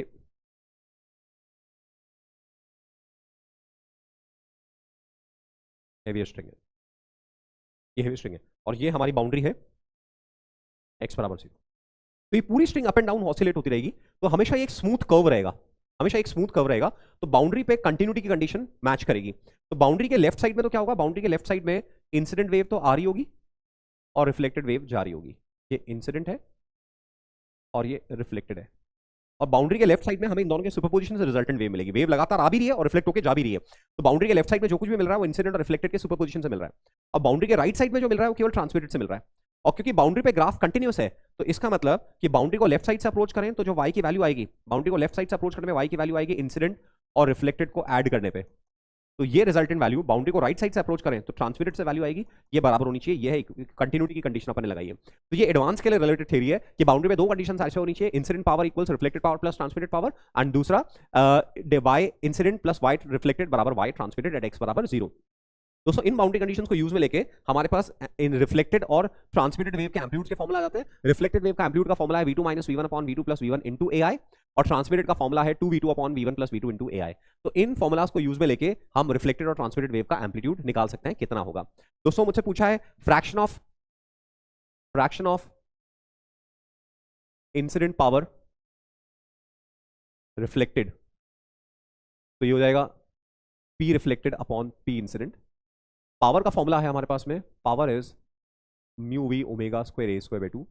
क्योंकि इंसिडेंट और रिफ्लेक्टेड वेव सेम मीडियम में मूव कर रही है, तो म्यू कॉमन है, वी कॉमन है, ओमेगा चेंज होता नहीं है, तो केवल एम्पलीट्यूड डिफरेंट है। तो ये हो जाएगा ए आर का स्क्वायर अपॉन ए आई का square, and total fraction of incident power transmitted हमें निकालनी है, दूसरी तरफ कितनी ट्रांसमिट हुई ये हमें निकालनी है, that is P T upon P I. तो ये हम प्रेफर करेंगे ऊपर से निकालने की 1 minus P R upon P I. जितना पावर इंसिडेंट रिफ्लेक्ट हुई है, जितना फ्रैक्शन रिफ्लेक्ट हुआ है 1 में सबट्रैक्ट कर दो, क्योंकि यदि इस फॉर्मुला से निकालोगे तो म्यू भी डिफरेंट होगा, वी भी डिफरेंट होगा और ए भी डिफरेंट होगा, तो उनको रेशो में इनकॉर्पोरेट करना पड़ेगा। तो बेटर ये है कि 40% पावर यदि रिफ्लेक्ट हो रही है तो हम डायरेक्ट बोल सकते हैं 60% पावर ट्रांसमिट हो रही है। तो इस तरह से हम लोग एम्पलीट्यूड निकालेंगे। ये फॉर्मुलाज लर्न करना है, एडवांस के लिए तो मस्ट है, मेंस और बिटसेट के लिए ऑप्शनल है, बट जब एडवांस के लिए पढ़ रहे हो तो ये भी लर्न करके चलो तो बेटर है। v2 minus v1 upon v2 plus v1 into ai, 2v2 upon v1 plus v2 into ai। दोस्तों यहीं से हमें मिल जाएगा कि वेव में फेस चेंज आएगा ही नहीं आएगा। देखो यदि डेंस मीडियम की बाउंड्री से रिफ्लेक्ट हो रही है तो v2 v1 से छोटा है, तो ये नंबर नेगेटिव आ रहा है, तो ar नेगेटिव आ रहा है, वो इंप्लाई कर रहा है कि पाई का फेस चेंज हो रहा है। और नीचे वाले में देखें तो ये हमेशा पॉजिटिव आ रहा है, तो यानी कि कोई फेस चेंज नहीं हो रहा है। तो अब यहां पे अपने को इंसिडेंट की इक्वेशन गिवन है, y incident xt is a incident sine of k1x minus omega T, या ओमेगा टी माइनस kx, कुछ भी लिख लो, वो केवल फेस का चेंज होता है, ओमेगा टी माइनस k1x। ये इंसिडेंट वेव है। तो रिफ्लेक्टेड वेव को हम लोग लिखेंगे, क्योंकि सेम मीडियम में आ रही है, रिफ्लेक्टेड वेव का amplitude ar sign omega T, और माइनस एक्स की जगह प्लस एक्स हो जाएगा, और मीडियम सेम है तो k1x ही रहेगा। आप बोले सर प्लस पाई या माइनस प्लस पाई तो आपने किया ही नहीं, एक्चुअली वो एआर टेक केयर कर लेगा। यदि एआर नेगेटिव आ रहा है यानी पाई का चेंज हुआ है और एआर पॉजिटिव है तो कोई चेंज नहीं हुआ है। और ट्रांसमिटेड वेव की इक्वेशन लिखेंगे अपन एटी, जो यहाँ फॉर्मुला से आएगा साइन ऑफ ओमेगा टी, और माइनस k1x की जगह माइनस k2x हो जाएगा, क्योंकि मीडियम चेंज हो गया है ना, तो k1 की जगह k2 हो जाएगा। तो इस तरह से रिफ्लेक्टेड ट्रांसमिटेड वेव की अपन इक्वेशन लिखेंगे। दोस्तों साउंड वेव रिफ्लेक्ट होती है, तो साउंड को अपने को मालूम है अपन डिस्प्लेसमेंट की टर्म्स में भी डील कर सकते हैं, और हम लोग प्रेशर की टर्म्स में भी डील कर सकते हैं। तो साउंड को डिस्प्लेसमेंट की टर्म्स में डील कर रहे हैं तब तो स्ट्रिंग की तरह, यदि फिक्स्ड एंड से रिफ्लेक्शन हो रहा है तो पाई का चेंज, फ्री एंड से रिफ्लेक्शन हो रहा है तो कोई चेंज नहीं। और प्रेशर वेव में जस्ट उल्टा होगा, यदि फिक्स्ड एंड से रिफ्लेक्शन हो रहा है, क्लोज एंड से रिफ्लेक्शन हो रहा है तो कोई भी चेंज नहीं आएगा, और ओपन एंड से रिफ्लेक्शन हो रहा है तो पाई का चेंज आएगा। So a longitudinal pressure wave is reflected from a closed end with no change of phase and with a phase change of pi from open end. Pressure wave में just reverse होगा जो displacement wave में होता है, और displacement wave में वही होगा जो string पे होता है। तो इस तरह से अपन analogy relate कर लेंगे। तो ये हम लोगों ने रिफ्लेक्शन एंड ट्रांसमिशन के साथ डील किया। अब नेक्स्ट टॉपिक आते हैं स्टैंडिंग वेव्स पे। तो स्टैंडिंग वेव्स नाम से अपैरेंट है कि पहले जो अभी तक पढ़ रहे थे वो ट्रैवलिंग या प्रोग्रेसिव वेव पढ़ रहे थे, अब अपन पढ़ रहे हैं स्टैंडिंग वेव्स। तो नाम से अपैरेंट है ऐसी वेव्स जिनमें एनर्जी लोकलाइज्ड है, जिनमें डिस्टर्बेंसेस लोकलाइज्ड है, एक रीजन से दूसरे रीजन में कैरी फॉरवर्ड नहीं हो रहे हैं, वो स्टैंडिंग वेव्स कहलाती हैं। स्टैंडिंग वेव्स कैसे जनरेट होती है? Two waves of same amplitude same frequency travelling in opposite direction along the same line give rise to a standing wave. कैसे बनती है? दो वेव सेम एम्पलीट्यूड की होनी चाहिए, सेम फ्रीक्वेंसी की होनी चाहिए, सेम स्ट्रिंग पे ऑपोजिट डायरेक्शन में ट्रैवल करेंगी तो वो स्टैंडिंग वेव बनाएंगी। तो मान लेते हैं एक वेव है हमारी ए साइन के एक्स माइनस ओमेगा टी और दूसरी वेव है ए साइन के एक्स प्लस ओमेगा टी। तो ऐसे हमें कॉन्स्टिट्यूएंट वेव्स गिवन है। अब हम क्या करेंगे, रिजल्टेंट वेव कितनी होगी, y1 प्लस y2। तो एक वेव है हमारी, फर्स्ट वेव है हमारी, जो दोनों वेव सुपर इंपोज होकर स्टैंडिंग वेव बना रही है। तो पहली वेव है ए साइन के एक्स माइनस ओमेगा टी और दूसरी वेव है y2 एक्स टी बराबर ए साइन के एक्स प्लस ओमेगा टी। अब रिजल्टेंट वेव जो होगी सुपरपोजिशन प्रिंसिपल से वो होगी y1 x T plus y2 x T. ये हमारी रिजल्टेंट वेव है। तो इन दोनों वेव्स को ऐड करेंगे तो हमें क्या करना है, sign A plus sine B का फॉर्मुला लगाना है। तो दोस्तों यहीं से मैं थ्योरी समझाता हूं कि क्वेश्चन में ऐसे दो वेव्स गिवन है और आपको रिजल्टेंट वेव निकालनी है। तो यदि sign A sine B, cos A cos B, sign A cos B, उस तरह का फॉर्मुला लगा दो तो इससे हमारी रिजल्टेंट वेव स्टैंडिंग वेव आ जाएगी। तो जब लगा रहे हैं तो ये हो जाएगा sine A plus sine B, 2 sine A plus B by 2 cos A minus B by 2। तो ये आ रहा है 2a साइन के एक्स कॉस ओमेगा टी। ये हमारी रिजल्टेंट वेव आ रही है। ओके दोस्तों, किसी एक्स पे ये पूरी टर्म फिक्स्ड है, किसी एक्स पे ये पूरी टर्म फिक्स्ड है और ये टर्म टाइम के साथ फ्लक्चुएट कर रही है। तो किसी गिवन एक्स पे वाई की मैक्सिमम वैल्यू कब आएगी, जब cos omega T plus minus 1 होगा। कितनी होगी, 2a साइन के एक्स। तो इस टर्म को अपन एम्पलीट्यूड नोट करेंगे। तो ये हो गया हमारा am, 2a को अपन am लिखेंगे, am साइन के एक्स। ये हमारा एक्स पे एम्पलीट्यूड है और ये टाइम फ्लक्चुएटिंग टर्म है कॉस ओमेगा टी। तो ये स्टैंडिंग वेव कहलाती है, am साइन के एक्स कॉस ओमेगा टी। ये स्टैंडिंग वेव होगी। ठीक है दोस्तों, इस वेव की क्या प्रॉपर्टीज अपन देखें। इस वेव में क्या हो रहा है जितने भी पार्टिकल्स हो सेम फ्रीक्वेंसी ओमेगा से ऑसिलेट कर रहे हैं, बट अलग अलग पोजीशंस पे एम्पलीट्यूड अलग अलग हो सकता है। साइन के एक्स की वैल्यू पे डिपेंड करेगा। यदि साइन के एक्स पॉइंट्स पे 0 है, यदि साइन के एक्स 0 है तो वहां पे एम्पलीट्यूड 0 हो जाएगा और साइन के एक्स प्लस माइनस 1 है तो एम्पलीट्यूड 2a हो जाएगा। तो depending upon location of a string element, amplitude can be anything between 0 to twice of a, 0 to am। ये एम्पलीट्यूड कुछ भी हो सकता है 0 टू 2a के बीच में। So every particle of the string vibrates in simple harmonic motion with same frequency. The amplitude of a motion of a given particle depends upon x and given by 2a sin kx. So it can be anything between, किसी भी x पे amplitude कितना हो सकता है, किसी भी x पे एम्पलीट्यूड 0 से लेके twice of a के बीच में हो सकता है। एम्पलीट्यूड पोजीशन डिपेंडेंट हो गया। दोस्तों वेव पे ऐसे पॉइंट्स रहेंगे जो कि x की वो वैल्यू जहां पे sin kx 0 है तो वहां पे y परमानेंटली 0 रहेगा। ऐसे पॉइंट्स को हम लोग नोड्स बोलेंगे। Nodes are those points at which y is permanently 0 because there the term which is containing x, sinusoidal term which is containing x is permanently 0, sin के x is 0। तो ऐसे points को हम लोग नोड्स बोलेंगे। तो nodes के location कैसे निकालें, जिस टर्म में x आ रहा है उस टर्म को 0 के बराबर कर दो। जैसे यहाँ पे sin के x है तो sin के x को 0 कर देंगे, cos के x है तो cos के x को 0 करेंगे, sin के x प्लस थीटा है तो sin के x प्लस थीटा को 0 कर देंगे, cos के x प्लस थीटा है तो cos के x प्लस थीटा को 0 कर देंगे। तो जिस साइनसॉइडल टर्म में x आ रहा है, नोड्स की लोकेशन निकालने के लिए उसको आप 0 के बराबर कर दो। तो साइन के एक्स को अपन ने 0 कर दिया तो के एक्स बराबर एन पाई और के एक्स बराबर एन पाई, के को लिखा 2 पाई बाय लैम्डा। तो 2 पाई बाय लैम्डा के 2 पाई बाय लैम्डा एक्स बराबर एन पाई। तो वहां से एक्स की वैल्यू आ रही है एन लैम्डा बाई 2। तो 0 plus minus lambda by 2 plus minus lambda plus minus 3 lambda by 2 and so on. In positions पे हमारा जो y है वो परमानेंटली 0 है। इन पोजीशंस को हम लोग बोलते हैं नोड्स। और एंटी नोड्स क्या है, एंटी नोड्स वो लोकेशन है जहां पे एम्पलीट्यूड मैक्सिमम है यानी कि 2a के बराबर है। तो साइन के एक्स को प्लस माइनस 1 करेंगे तो के एक्स की value 2n plus 1 pi by 2 हो जाएगी और वहां से एक्स की वैल्यू निकाल रहे हैं तो plus minus lambda by 4 plus minus 3 lambda by 4 plus minus 5 lambda by 4। ये वो सारी पोजीशन है जहां पे एम्पलीट्यूड मैक्सिमम है। इनको हम लोग एंटी नोड्स बोलते हैं। दोस्तों हम लोग देख रहे हैं नोड्स कहां पर आ रहे हैं, 0 plus minus lambda by 2 plus minus lambda plus minus 3 lambda by 2 and so on. Anti nodes कहां पर आ रहे हैं, एंटी नोड्स आ रहे हैं lambda by 4 plus minus 3 lambda by 4 and so on. तो हम ऑब्जर्व कर रहे हैं कि नोड और कंसेक्यूटिव नोड के बीच में गैप लैम्डा है तो लैम्डा बाई 2 है, कॉन्जिक्यूटिव एंटी नोड्स के बीच में गैप लैम्डा बाई 2 है और नोड और एंटी नोड कॉन्जिक्यूटिव के बीच में गैप लैम्डा बाई 4 है। तो ये डायग्राम में अपन देख रहे हैं। देखिए यहाँ पे अपन ने हर कैपिटल टी बाई 8 के बाद में स्ट्रिंग का स्नैप दिया हुआ है। तो आप ऑब्जर्व कर रहे हो ये कुछ पॉइंट्स ऐसे हैं जो परमानेंटली मूव ही नहीं कर रहे हैं, ये मूव ही नहीं कर रहे हैं, परमानेंटली स्टेशनरी है। ये पॉइंट ऐसा है जो परमानेंटली स्टेशनरी है। तो ये जो लोकेशन है ये नोड्स हैं, ये नोड्स वाली लोकेशन है।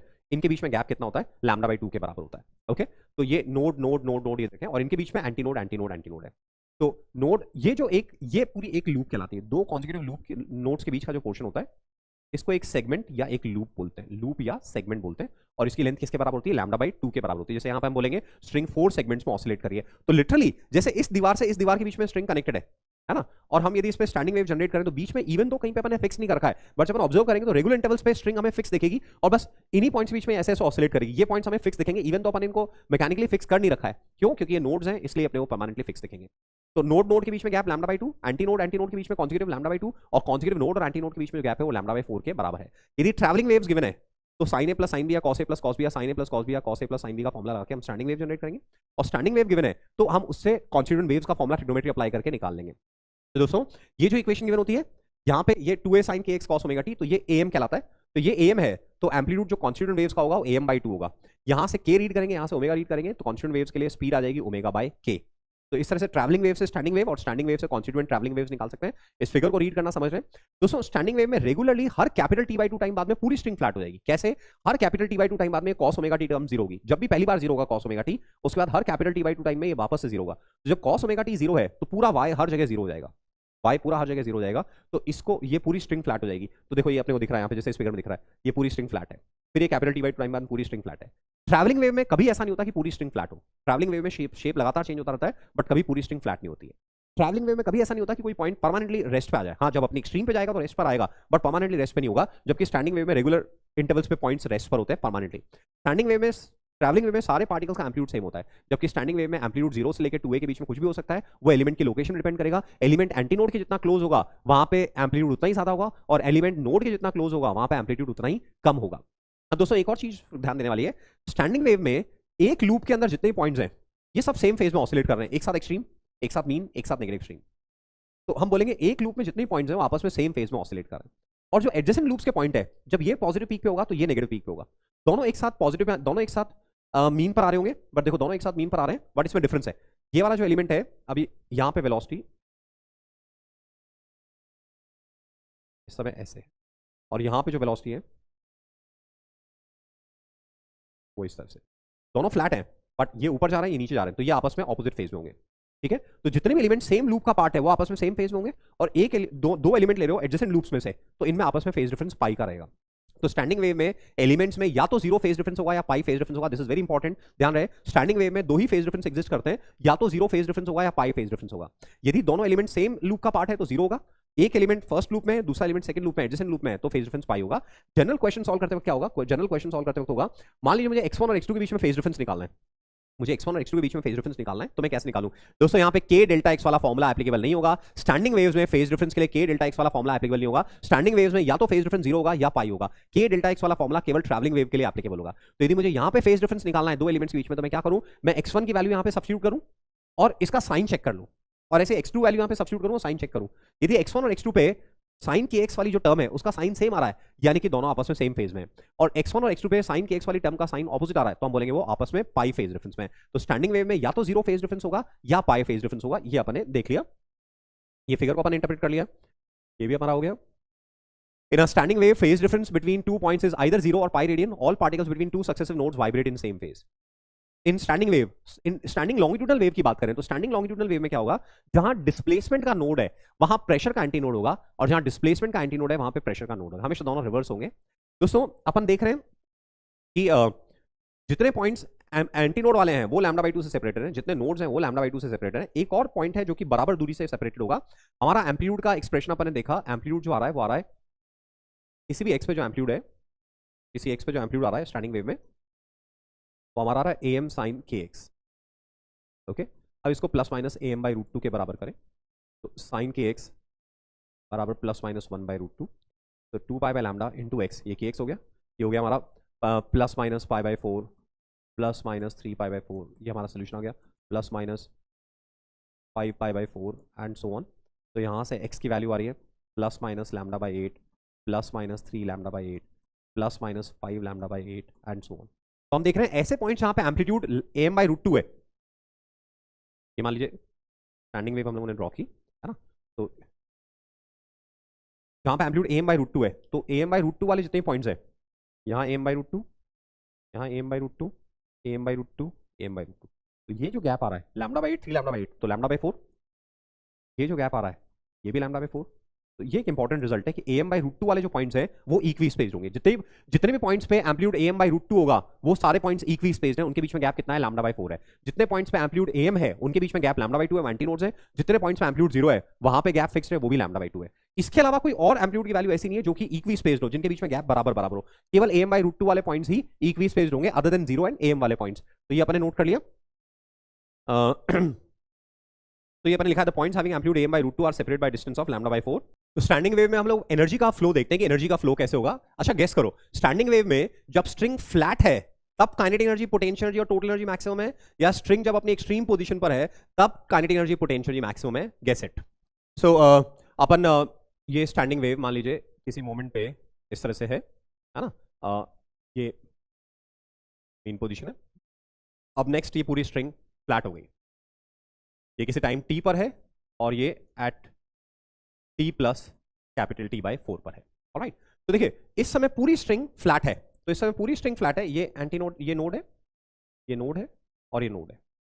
हमें मालूम है कि एनर्जी ट्रांसमिट नहीं कर रही है स्टैंडिंग वेव में, क्योंकि नोड्स फिक्स्ड है, तो एनर्जी ट्रांसमिट नहीं कर रही है यहां, यहां और यहां पे y परमानेंटली 0 है, तो इस लूप की एनर्जी इसी लूप में कन्फाइन रहेगी। So energy of one loop, हम क्या बोलेंगे, energy of a loop remains constant, क्योंकि वो आगे मूव नहीं कर सकती है, एक लूप की एनर्जी कांस्टेंट है, या हम बोलेंगे energy of a loop is constant.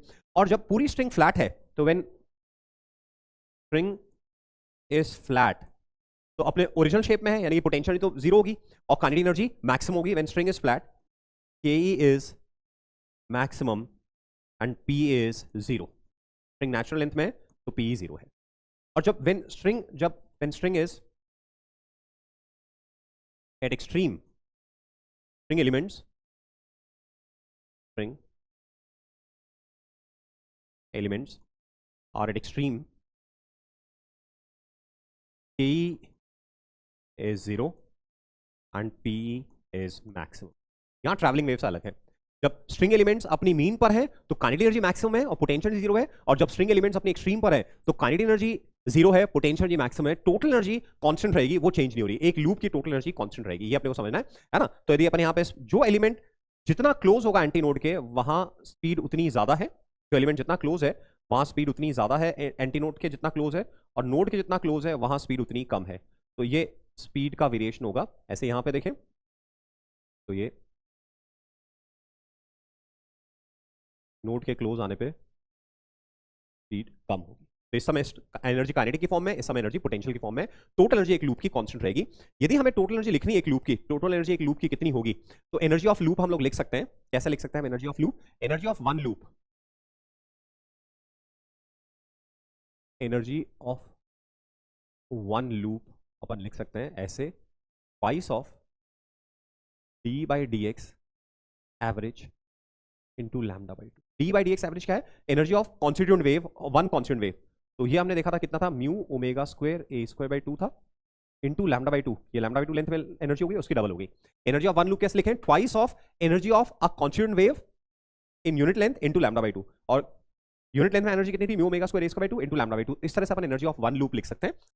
अब आ जाते हैं standing wave on a string. दोस्तों अब अपन बात कर रहे हैं, स्ट्रिंग हमारे पास फिक्स्ड है, एल लेंथ की स्ट्रिंग है जिसमें टेंशन है और वो फिक्स्ड है, और उस पर हमें बताना है कि स्टैंडिंग वेव बने उसके लिए क्या कंडीशन होनी चाहिए। तो गाइस यहाँ पे जैसे सोनोमीटर इसी तरह का सेटअप होगा, सोनोमीटर में स्ट्रिंग दो रिजिड पेग्स के बीच में फिक्स होगी, तो ये हमारे पास में स्ट्रिंग है, ये दोनों रिजिड एंड्स है, और इस पर स्टैंडिंग वेव जनरेट करनी है, इसको x बराबर 0 बोले, इसको x बराबर l बोले। तो दोस्तों y एट x बराबर 0 for all values of t and y at x बराबर l for all values of t हमेशा 0 रहेगा।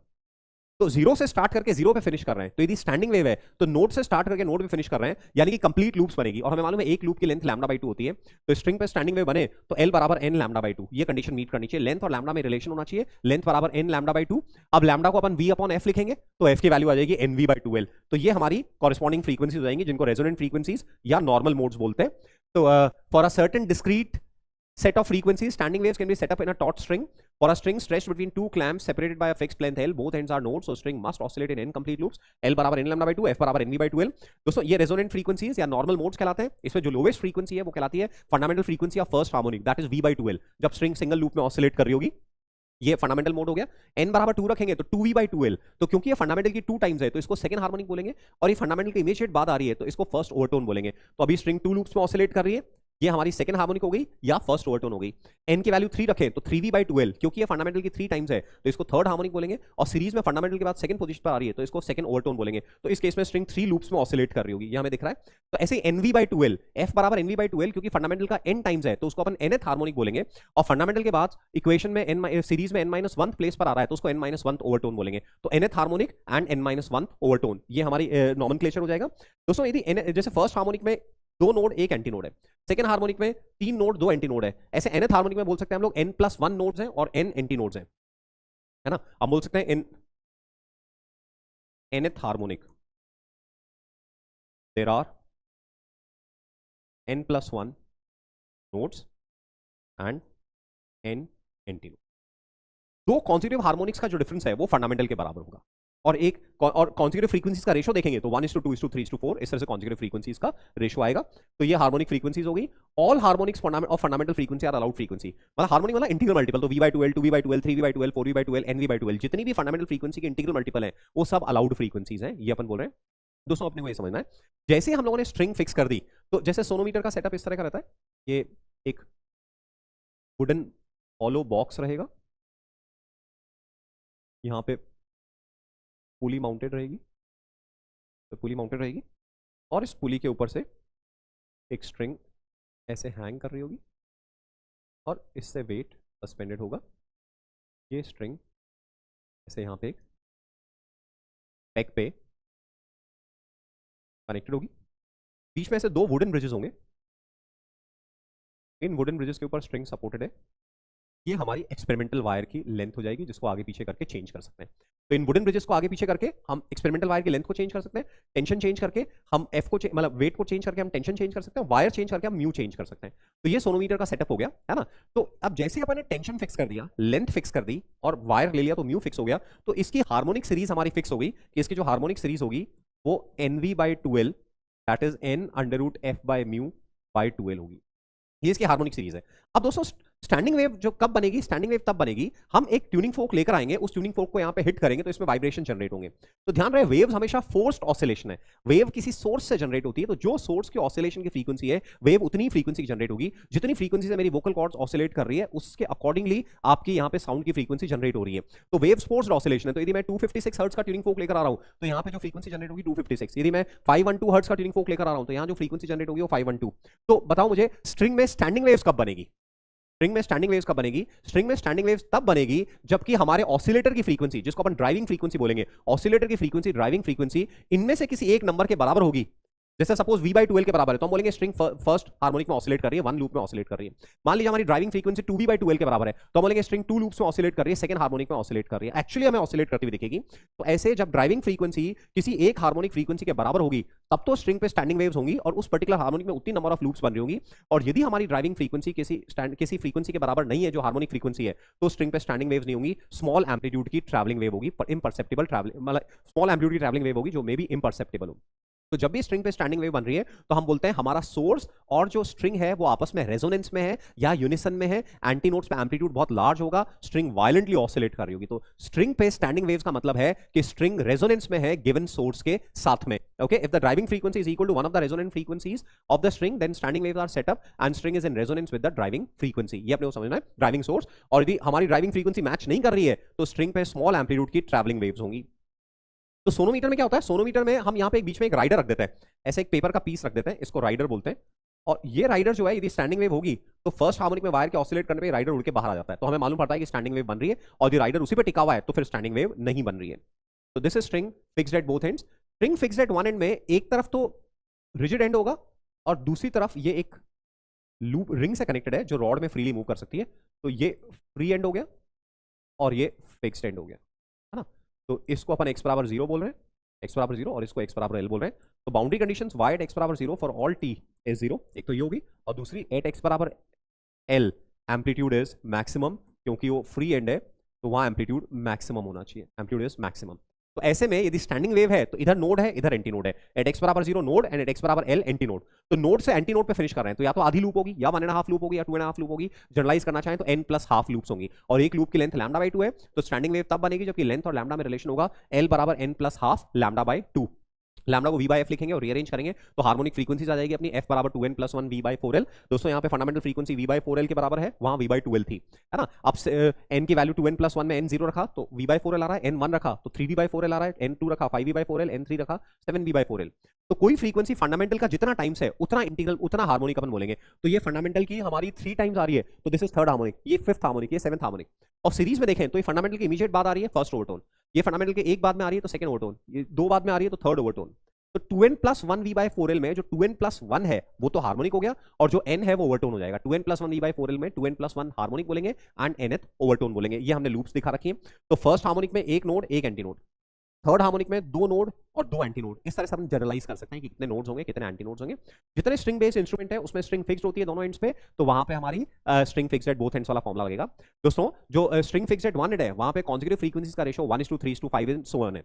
यहाँ पे कॉन्जिक्यूटिव फ्रीक्वेंसीज का जो रेशियो है वो है हमारी f1 is to f2 is to f3 and so on is 1 is to 3 is to 5। और string fixed at one and में कॉन्जिक्यूटिव फ्रीक्वेंसीज का जो रेशियो था, यहाँ जो कॉन्जिक्यूटिव फ्रीक्वेंसीज का रेशियो था f1 is to f2 is to f3 and so on, that is 1 is to 2 is to 3 is to and so on. तो यदि कॉन्जिक्यूटिव इंटीजर्स रेशियो में आ रहे हैं तो string fixed at both ends है, और यदि ऑड इंटीजर रेशियो में आ रहे हैं तो फिर उस केस में string fixed at one and है। यहाँ केवल odd harmonics of fundamental frequencies he allowed frequencies होंगी, जैसे v/4l तो next 3v/4l 5v/4l 2v/2l 4v/2l इन फ्रीक्वेंसीज पर ऑसिलेट करेंगे। तो क्योंकि ये हार्मोनिक फ्रीक्वेंसीज नहीं है तो स्ट्रिंग पे स्टैंडिंग वेव्स नहीं बनेंगी, है ना। तो ये आपने देख लिया। और दो कॉन्जिक्यूटिव फ्रीक्वेंसीज का जो डिफरेंस होगा वो ट्वाइस ऑफ फंडामेंटल के बराबर होगा, क्योंकि फंडामेंटल v/4l है तो v/4l 3v/4l, तो डिफरेंस कितना आ रहा है 2v/4l, फंडामेंटल का डबल आ रहा है।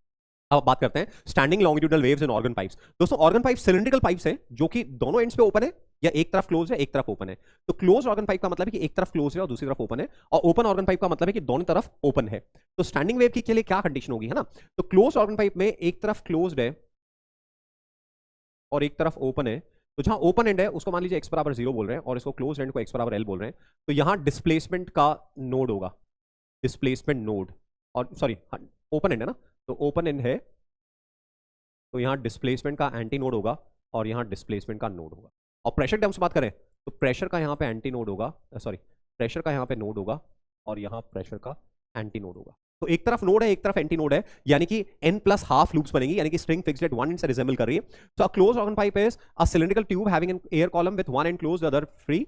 The closed end is displacement node और pressure anti node, the open end is displacement anti node और प्रेशर नोड। तो L आ रहा है हमारा n+½ लूप, तो n+½ λ/2, और लैम्डा की यहां से वैल्यू आ जाएगी और f की वैल्यू आ जाएगी 2n + 1 v/4l। तो ये रिजेंबल कर रहा है string fixed at one end वाला fundamental mode v/4l, then 3v/4l 5v/4l 7v/4l, which is third harmonic, fifth harmonic, seventh harmonic. दो कॉन्जिक्यूटिव फ्रीक्वेंसीज का डिफरेंस ट्वाइस ऑफ फंडामेंटल के बराबर होगा, और कॉन्जिक्यूटिव फ्रीक्वेंसीज का रेशियो 1:3:5:7 एंड सो ऑन होगा। केवल odd harmonics of fundamental allowed frequencies होंगी, इवन हार्मोनिक्स प्रेजेंट नहीं है। अब यहाँ पे तो ये अपने नॉमेनक्लेचर देख लिया है ना। ये देखो जहां नोड दिया हुआ है यानी कि ये प्रेशर के टर्म्स में है, और यहाँ एंटी नोड दिया हुआ है यानी कि डिस्प्लेसमेंट के टर्म्स में है। तो ये फर्स्ट हार्मोनिक, ये थर्ड हार्मोनिक, ये फिफ्थ हार्मोनिक, ये अपने नॉमेनक्लेचर देख लिया। उसके बाद में एंड करेक्शन, एक्चुअली जो ओपन एंड होता है वहां प्रेशर नोड एक्जैक्टली वहां नहीं बनके थोड़ा सा बाहर बनता है, वेव थोड़ी सी बाहर स्ट्रेच हो जाती है, तो हमें थोड़ी सी एक्स्ट्रा लेंथ जो बाहर स्ट्रेच है उसको भी इंकॉर्पोरेट करनी होती है, that is called and correction. Cylindrical air columns के लिए जो एंड करेक्शन होता है वो 0.3 टाइम्स डायमीटर या 0.6 टाइम्स रेडियस के बराबर होता है। तो अब जो हमें एयर कॉलम की लेंथ लिखनी है वो पाइप की लेंथ प्लस एंड करेक्शन, तो 0.6 आर के बराबर लेनी है। दोस्तों क्वेश्चन में गिवन है एंड करेक्शन, तो हमें लेना है, पाइप की रेडियस गिवन है यार, रेडियस पूछी है तो एंड करेक्शन को इनकॉर्पोरेट करना है, अदरवाइज एंड करेक्शन को अपन इग्नोर कर देंगे, है ना। तो ये हो गया। अब ओपन पाइप में दोनों तरफ पाइप ओपन है, तो दोनों तरफ डिस्प्लेसमेंट का एंटी नोड बनेगा या दोनों तरफ प्रेशर का नोड बनेगा, तो कंप्लीट लूप्स बनेगी, यानी कि L n λ/2 के बराबर होगा, F nv/2l के बराबर होगा। ये fundamental mode, first second harmonic, third harmonic, 1 loop 2 loop 3 loop. यहाँ ओपन एंड पे नोड है यानी कि ये प्रेशर वेव है, यहाँ ओपन एंड पे एंटी नोड है यानी कि ये डिस्प्लेसमेंट वेव है। ये हमारा नॉमेनक्लेचर हो गया। दोनों तरफ एंड करेक्शन आएगा, इसलिए लेंथ जो इफेक्टिव होगी वो L+2e के बराबर होगी, तो ये L+2e effective length. Resonance air column method दोस्तों ये एक स्टैंडर्ड एक्सपेरिमेंट है जो कि हमें क्लास 11th के सिलेबस में सीबीएसई में प्रिस्क्राइब्ड है। तो this is a very important experiment जो कि JEE Mains, BITSAT, advanced सबके लिए रेलेवेंट है, इसको अच्छे से करना है। इसके थ्रू हम लोग साउंड की स्पीड निकालते हैं एयर में। तो ये हमारे पास सिलिंड्रिकल पाइप है जो कि ऊपर से ओपन है, और नीचे हमारी ये सिलिंड्रिकल पाइप, ये प्लास्टिक की पाइप ट्यूब से कनेक्टेड है इधर वेसल से। ये पूरा एक वर्टिकल वॉल पे एक वुडन स्टैंड पे माउंटेड है। तो यहाँ स्क्रूज लगे हुए हैं, क्लैंप लगे हुए हैं, जिससे कि हम इस रेजर्वॉयर को ऊपर नीचे कर सकते हैं। रेजर्वॉयर को ऊपर करेंगे तो फ्लूइड के कॉलम की लेंथ बढ़ेगी, और रेजर्वॉयर को नीचे करेंगे तो फ्लूइड के कॉलम की लेंथ कम होगी, दोनों तरफ लेंथ सेम रहेगी, है ना। तो हम क्या करते हैं, पहले पूरा पानी से फिल कर देते हैं, पूरा पानी से फिल कर देते हैं, और फिर एक ट्यूनिंग फोक लेकर आते हैं और ओपन एंड पे हिट करते हैं। अब धीरे धीरे इस क्लैंप को खोल के इस रेजर्वॉयर को नीचे लेके जाते हैं। तो जैसे जैसे ये नीचे जाएगा तो इधर भी पानी की लेंथ कम होती जाएगी, यानी कि एयर कॉलम की लेंथ बढ़ेगी। तो हमें साउंड की लाउडनेस में डिफरेंस नजर आएगा। और जब पहली बार साउंड की लाउडनेस आएगी तो दोस्तों this is close organ pipe, क्योंकि ऊपर ओपन है और यहाँ पे पानी है जो कि क्लोज एंड की तरह कर रहा है। तो पहली बार जब रेजोनेंस अकर होगा, है ना, पहले एयर कॉलम की लेंथ 0 थी, अब एयर कॉलम की लेंथ बढ़ाए, एक तरफ डिस्प्लेसमेंट एंटी नोड, एक तरफ डिस्प्लेसमेंट नोड, तो एयर कॉलम की लेंथ बढ़ रही है। जैसे एयर कॉलम की लेंथ λ/4 के बराबर हो गई तो हमारा फर्स्ट रेजोनेंस अकर होगा। तो फर्स्ट रेजोनेंस में L1 + E बराबर λ/4। ये इस तरह से हमारा फर्स्ट रेजोनेंस अकर हो रहा है। ये पानी है और ये फर्स्ट रेजोनेंस, ठीक है। फिर हम एयर कॉलम की लेंथ और बढ़ाते आ रहे हैं, इसको रेजर्वॉयर को नीचे ला रहे हैं, तो पानी की लेंथ कम होती आ रही है, एयर कॉलम की लेंथ बढ़ रही है। फिर से साउंड मैक्सिमम होगी कब, जबकि लेंथ जो होगी इतनी हो जाएगी कि L2 + E बराबर 3 λ/4, यानी कि थर्ड हार्मोनिक, यानी कि 1.5 लूप्स, तो ये 1.5 लूप्स और ये पानी है। तो ये हमारा थर्ड हार्मोनिक होगा L2 प्लस ई बराबर 3 लैम्डा बाई 2 4। इन दोनों इक्वेशंस को हम मैनिपुलेट करेंगे, L1 प्लस ई बराबर लैम्डा बाई 4, L2 प्लस ई बराबर 3 लैम्डा बाई 4। तो यहाँ से लैम्डा की वैल्यू आएगी 2L2 माइनस L1 और स्पीड का फॉर्मुला आएगा F lambda 2F L2 minus L1। तो ये इंपॉर्टेंट है, ये हमें फॉर्मुला याद रखना है, V बराबर 2F L2 माइनस L1। और L1 पहला रेजोनेंस हो रहा है L1 प्लस ई बराबर लैम्डा बाई 4, नेक्स्ट रेजोनेंस हो रहा है L2 प्लस ई बराबर 3 लैम्डा बाई 4, है ना। यहाँ पे कुछ पॉइंट्स और हमने लिखे हैं। A tuning fork is vibrated by hitting it on a rubber pad and is held near the open end of the tube in such a way that the prongs vibrate parallel to the tube length of the tube, है ना। The minimum length of the air column for which the resonance takes place corresponds to fundamental mode, ये अपन ने discuss कर लिया। And correction, इन्हीं दोनों equation को रीअरेंज करके एंड करेक्शन आएगा L2 माइनस 3L1 बाई 2। दोस्तों L1 और L2 अपन मीटर स्केल से मेजर कर रहे हैं, तो मीटर स्केल का लीस्ट काउंट 0.1 सेंटीमीटर है। तो L1 और L2 में लीस्ट काउंट की वजह से एरर पॉसिबल है और उसकी वजह से स्पीड में एरर आएगी, तो मैक्सिमम पॉसिबल एरर स्पीड में निकालनी है। तो V हमारा 2F L2 माइनस L1 है, दोनों तरफ अपन ने डेरिवेटिव ले लिया, तो delta V max is plus minus 2F delta L2 max plus delta L1 max, ये दोनों 0.1 सेंटीमीटर है। दोस्तों V था हमारा 2F L2 माइनस L1, तो ये delta V max maximum possible error, F तो कांस्टेंट है और यहाँ मैक्सिमम पॉसिबल एरर, और मैक्सिमम पॉसिबल एरर के लिए माइनस साइन को प्लस कर देते हैं, प्लस डेल्टा L1 मैक्स, ये दोनों 0.1 है, F गिवन होगा तो वहां से हमारी स्पीड में एरर आ जाएगी। तो एग्जांपल देखते हैं। तो ये पूरा हमारा रेजोनेंस वाला पार्ट हुआ और इंपॉर्टेंट एक्सपेरिमेंट था, मैंने बोला। अब हम लोग बीट्स को देखते हैं। Beats is interference in time. तो beats is interference in time क्या मतलब है? दो साउंड वेव्स हैं जिनकी फ्रीक्वेंसी स्लाइटली डिफर कर रही है और इस वजह से एक ही पॉइंट पे इंटेंसिटी मैक्स मिन ऐसे पीरियोडिकली फ्लक्चुएट कर रही है। So this phenomena is beat, phenomena of periodic variation in intensity because of overlapping of two sound waves having slightly different frequencies, हम बोलेंगे वो बीट फिनोमेना है।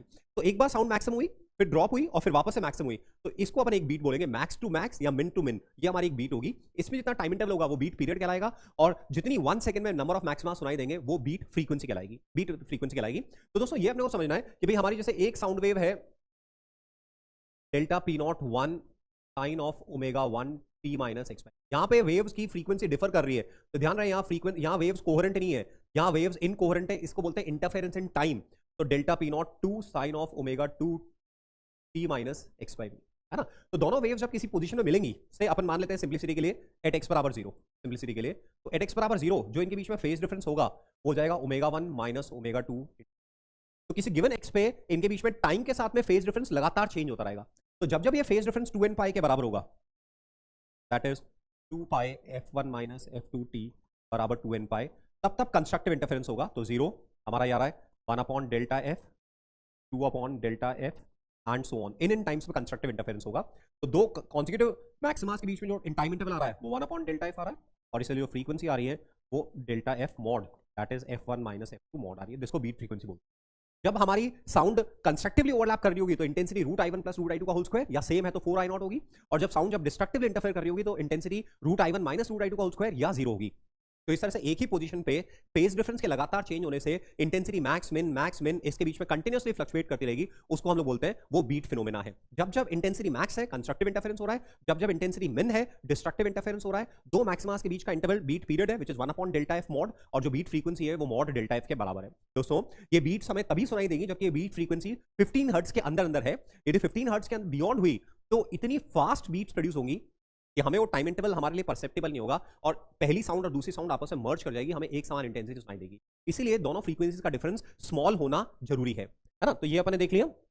अब यहाँ पे एक और चीज समझनी है दोस्तों, यहाँ पे ये दोनों वेव्स को हम जब x बराबर 0 पे मीट करा रहे हैं तो डेल्टा p एट x बराबर 0 विथ टाइम t क्या आ रहा है हमारा, मतलब हम एक्चुअली सिंपलिसिटी के लिए ऐसे ले रहे हैं, डेल्टा p1 एट x बराबर 0 t is delta p naught sine omega 1 t, हम एम्पलीट्यूड सेम ले रहे हैं, and delta p2 eight x बराबर 0 t is delta p naught sine of omega 2 t।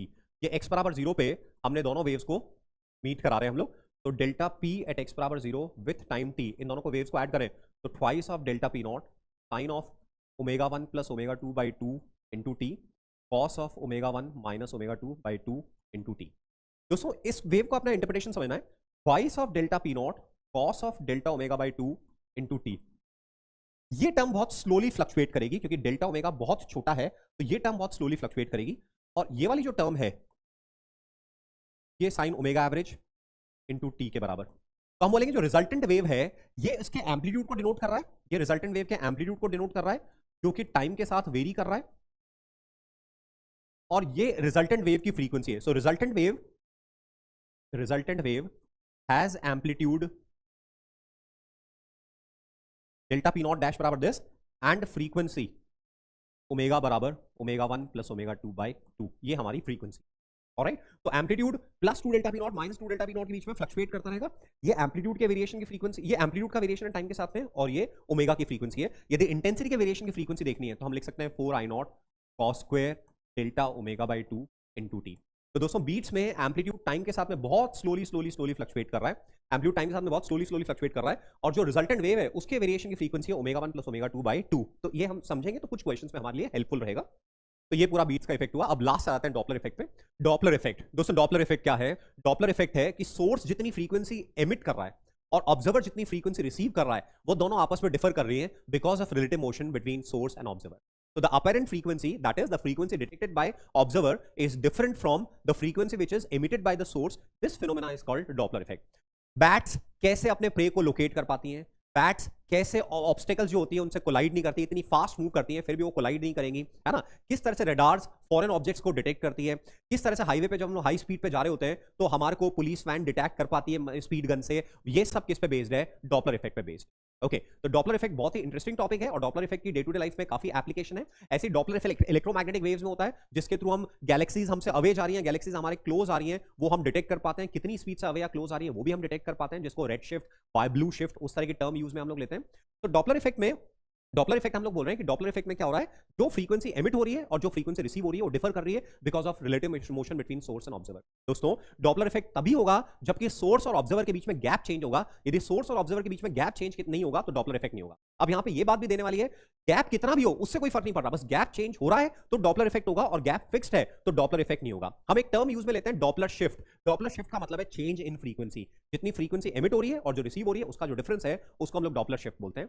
तो हम डॉपलर इफेक्ट साउंड में पढ़ रहे हैं. डॉपलर इफेक्ट जो इलेक्ट्रोमैग्नेटिक वेव्स में ऑलरेडी वेव ऑप्टिक्स में हमने कवर अप किया हुआ है तो यहां हम वो नहीं लेंगे.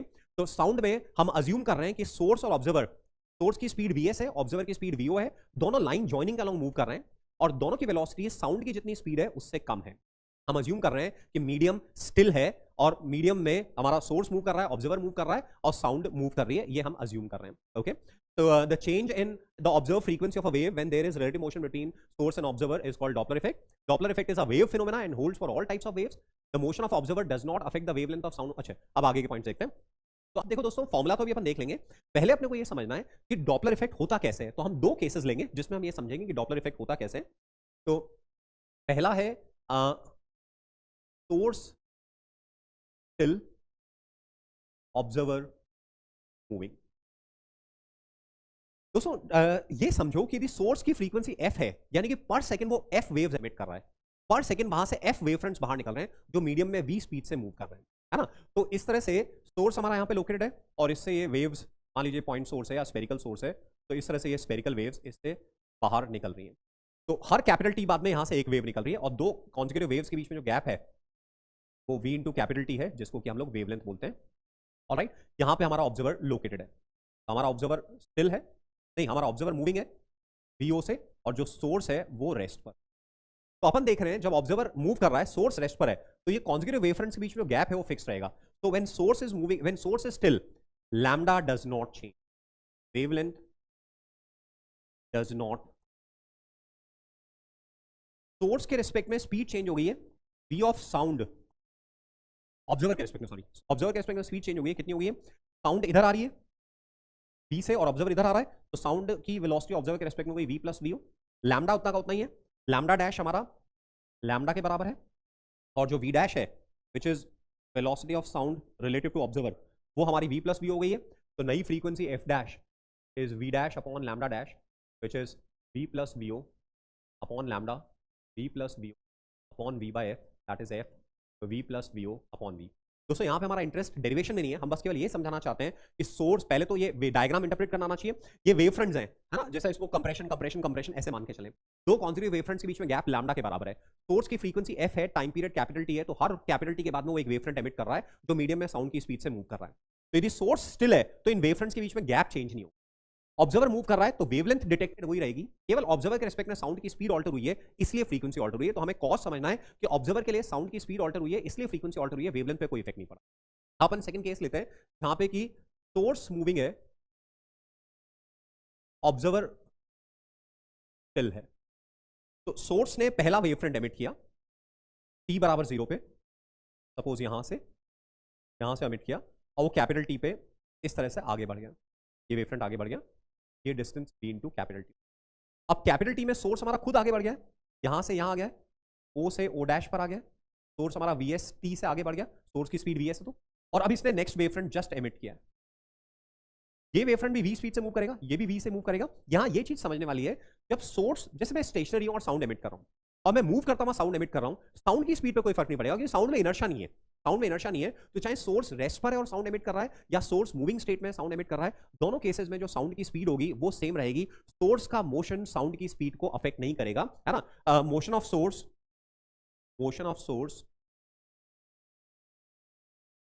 Does not affect speed of sound. ये इंपॉर्टेंट पॉइंट है, ये अपने को ध्यान रखना है।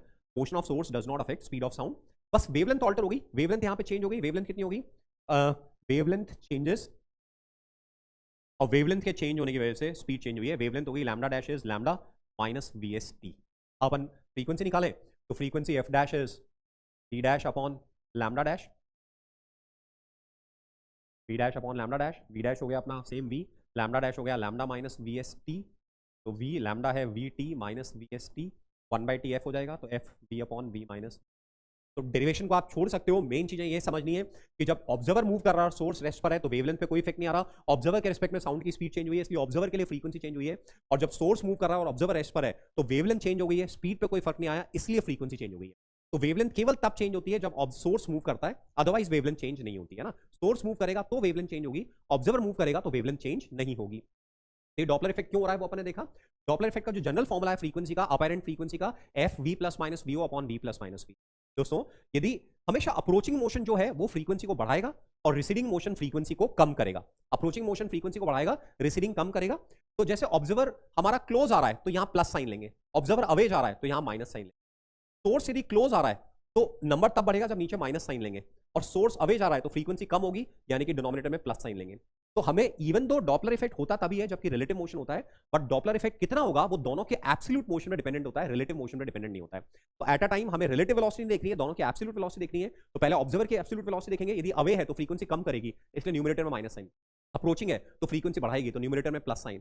सोर्स क्लोज आ रहा है तो फ्रीक्वेंसी बढ़ाएगा, तो डिनोमिनेटर में माइनस साइन, और सोर्स अवे जा रहा है तो फ्रीक्वेंसी को कम करेगा, तो डिनोमिनेटर में प्लस साइन। इस तरह से हम लोग फ्रीक्वेंसी कैलकुलेट करेंगे। ये फ्रीक्वेंसी का फॉर्मुला आ गया।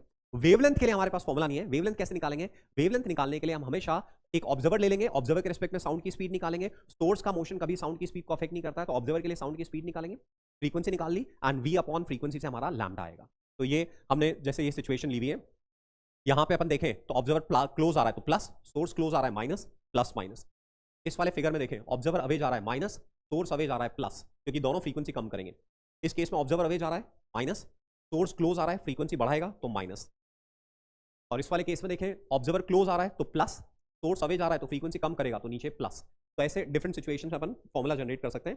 फिर वेवलेंथ को देखें तो देखो इस केस में सोर्स क्लोज आ रहा है तो वेवलेंथ कम हो जाएगी, केवल सोर्स का मोशन देखना है। इस केस में सोर्स अवे जा रहा है तो ऑब्जर्वर के लिए वेवलेंथ बढ़ जाएगी। इस केस में सोर्स क्लोज आ रहा है, ऑब्जर्वर के लिए वेवलेंथ कम हो जाएगी, और इस केस में सोर्स अवे जा रहा है, ऑब्जर्वर के लिए वेवलेंथ बढ़ जाएगी। तो values of VS, VO and V are to be written with respect to common reference frame. हमेशा एक ही फ्रेम में तीनों वैल्यूज लिखनी है। तो दोस्तों यूजुअली साउंड की स्पीड जो होती है ना, जैसे लिखा होता है speed of sound is 340 metres per second, इसका मतलब है स्टिल एयर में साउंड की स्पीड 340 मीटर्स पर सेकंड है। अब by the way wind blow कर रही है तो फिर साउंड की स्पीड को ग्राउंड में कन्वर्ट करना पड़ेगा। कैसे कन्वर्ट करना पड़ेगा, speed of sound, velocity of sound relative to ground is velocity of sound relative to wind plus velocity of। तो यदि साउंड जिधर जा रही है उधर ही विंड ट्रैवल कर रही है तो दोनों ऐड हो जाएंगे, और साउंड जिधर जा रही है विंड उसके ऑपोजिट आ रही है तो ये दोनों सब्ट्रैक्ट हो जाएंगे। इस तरह से साउंड की वेलोसिटी को ग्राउंड के रिस्पेक्ट में निकालेंगे और फिर डेटा सब्स्टिट्यूट करेंगे। यदि सोर्स और मोशन का सोर्स और मोशन नहीं, यदि सोर्स और ऑब्जर्वर का मोशन लाइन जॉइनिंग के अलोंग नहीं है, इसी एंगल पर है, तो हमें दोनों के लाइन जॉइनिंग के अलोंग कंपोनेंट लेने होंगे और फिर फ्रीक्वेंसी के फॉर्मुला में सब्स्टिट्यूट कर। फॉर्मुला कैसे यूज में लेते हैं वो अपने देखा। दोस्तों यहाँ पे कुछ सिचुएशंस हैं, जैसे मान लीजिए जैसे कई बार ऐसा होता है कि हमारे पास इस तरह से कैलकुलेशन आती है, v अपॉन प्लस माइनस, ऐसी कैलकुलेशन, और vs बहुत छोटा है और V S very very less than, हम यहाँ पे बाइनोमियल अप्रॉक्सीमेशन कर सकते हैं एफ, इसको कॉमन ले लिया 1 plus minus S upon raise to power minus, और फिर अपन बाइनोमियल अप्रॉक्सीमेशन करके कर सकते हैं एफ 1 माइनस, मैंने दोनों साइन एक साथ ले लिए, यदि प्लस है तो ये माइनस हो जाएगा और माइनस है तो ये प्लस हो जाएगा। इस तरह से कैलकुलेशन अपन करेंगे। कभी कभी ऐसा होता है कि जैसे एक सोर्स है और वो सर्कल में मूव कर रहा है, ये सोर्स है और ये सर्कल में मूव कर रहा है, source is moving in circle, और इसी प्लेन में हमारा ऑब्जर्वर लोकेटेड है। तो फ्रीक्वेंसी डिटेक्टेड लगातार चेंज होती रहेगी। मैक्सिमम फ्रीक्वेंसी कब आएगी? मैक्सिमम फ्रीक्वेंसी तब आएगी जबकि जो वेलोसिटी है सोर्स की वो टुवर्ड्स ऑब्जर्वर है, पूरी वेलोसिटी टुवर्ड्स ऑब्जर्वर है, इस समय फ्रीक्वेंसी मैक्सिमम आएगी। और मिनिमम फ्रीक्वेंसी कौन सी वाली होगी?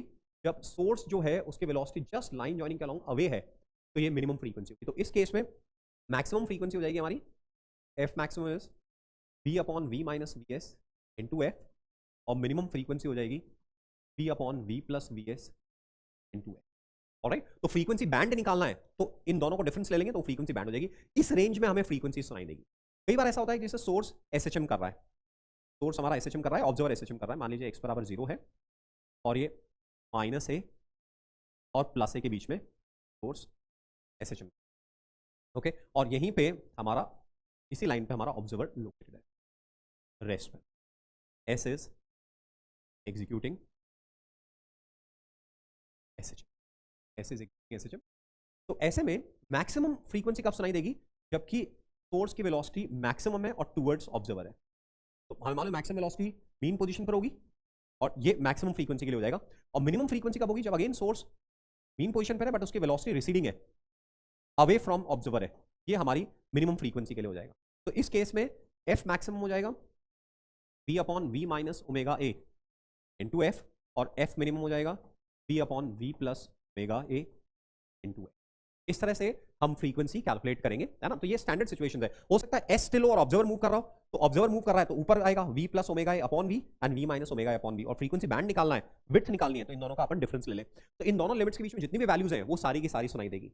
ऐसे कई बार हमें क्या करना होता है, जैसे मान लीजिए सोर्स मूविंग है वी एस से, ऑब्जर्वर मूविंग है वी ओ से, और साथ में विंड ब्लो कर रही है इस तरह, तो सोर्स और ऑब्जर्वर की वेलोसिटी तो ग्राउंड के रिस्पेक्ट में गिवन होगी, कार स्कूटर ये सब और ग्राउंड के रिस्पेक्ट में गिवन होंगे। जो साउंड की स्पीड होती है वो मीडियम के रिस्पेक्ट में होती है, तो यदि मीडियम मूव कर रहा है तो उसको ग्राउंड में कन्वर्ट करना पड़ेगा। हमें कौन सी वाली साउंड लेनी होती है? जो सोर्स से ऑब्जर्वर की तरफ जा रही है, क्योंकि ऑब्जर्वर डिटेक्ट कर रहा है तो ये वाली साउंड लेनी है। तो पहले साउंड की वेलोसिटी को कन्वर्ट करना पड़ेगा। तो velocity of sound relative to wind plus velocity of wind relative to ground. तो velocity of sound relative to wind and velocity of wind दोनों एक ही इस तरफ है, तो v plus V W. By the way wind opposite blow कर रही होती तो ये v माइनस वी डब्ल्यू होता। अब f डैश इज f, अब जहां पे v लिख रहे हैं वहां पे v प्लस वी डब्ल्यू आएगा, तो v plus V W, source approaching है plus V O, observer approaching है plus V O, v plus V W, source approaching है माइनस वी। तो ये इस तरह से अपने v की जगह v प्लस वी डब्ल्यू और v माइनस वी डब्ल्यू। ऐसे ही दोस्तों एक और सिचुएशन होती है जहां पे कि रिफ्लेक्शन हो रहा है। जैसे ये हमारी कार ए है और car A is blowing horn, car A horn blow कर रही है और कार बी आगे जा रही है। तो फ्रीक्वेंसी रिफ्लेक्टेड निकालनी है ना। Reflected frequency heard by driver of A. इसको दो स्टेप में करना पड़ेगा। रिफ्लेक्शन वाले क्वेश्चन को दो स्टेप में करना पड़ेगा। पहले फर्स्ट स्टेप में frequency received by B, frequency received by B, ये कितना हो जाएगा? f1 इज f, ये ऑब्जर्वर है तो v माइनस वी बी, ये सोर्स है अप्रोच कर रहा है v माइनस, तो this is frequency received by b। Now b acts as source of frequency f1। Now frequency, reflected frequency detected by a, f2, ये कितना हो जाएगा? f1। अब ये ऑब्जर्वर है और अप्रोच कर रहा है तो v प्लस वी ए, ये सोर्स है रिसीड कर रहा है, अवे जा रहा है, तो नंबर कम करेगा तो v plus we B. f1 की वैल्यू डाल दीजिए दोस्तों, तो f2 is f v minus V B upon v minus V A to v plus V A upon v plus V. इस तरह से हम रिफ्लेक्टेड फ्रीक्वेंसी निकालेंगे। अब बीट फ्रीक्वेंसी पूछी है तो एक तो इसको ओरिजिनल फ्रीक्वेंसी सुनाई देगी, एक रिफ्लेक्टेड फ्रीक्वेंसी सुनाई देगी, दोनों का डिफरेंस लेंगे वो हमारी बीट फ्रीक्वेंसी है। तो ये सिचुएशंस है एक और यहाँ पे जो सिचुएशन है वो ये है कि जैसे ये एक्स एक्सिस है, ये वाई एक्सिस है, और यहां पे हमारा ऑब्जर्वर रेस्ट पर है एंड एक सोर्स है जो कंटिन्यूसली साउंड एमिट करता हुआ मूव कर रहा है with constant speed, suppose D not, ठीक है। Source is moving along x axis emitting frequency f and moving with speed v naught। अब हमें यहां पे फ्रीक्वेंसी रिसीव बाय ऑब्जर्वर निकालनी है। तो दोस्तों फ्रीक्वेंसी रिसीव बाय ऑब्जर्वर में क्या होगा, हमें लाइन जॉइनिंग का लॉन्ग कंपोनेंट लेना होगा। तो किसी मोमेंट पे वेलोसिटी का लाइन जॉइनिंग से एंगल थीटा है, तो ऐसे में जो फ्रीक्वेंसी रिसीव होगी वो होगी एफ v अपॉन अप्रोचिंग है तो v माइनस वी एस कर देते हैं ताकि कंफ्यूजन नहीं हो, माइनस वी एस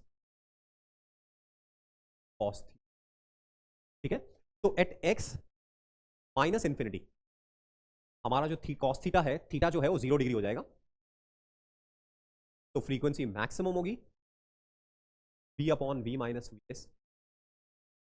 और as X is approaching to plus infinity, जब इधर की तरफ होगा तो जो थीटा है वो पाई रेडियन हो जाएगा, इधर की तरफ जब होगा ये ऐसे थीटा, हाँ। तो ऐसे में एक थीटा जैसे से अवे जाएगा तो 180 को अप्रोच करेगा, तो 180 को अप्रोच करेगा तो कॉस थीटा -1 हो जाएगा, तो ये फ्रीक्वेंसी मिनिमम हो जाएगी v upon v plus S into S. तो as S is moving from minus infinity to plus infinity, frequency is continuously f dash is continuously decrease.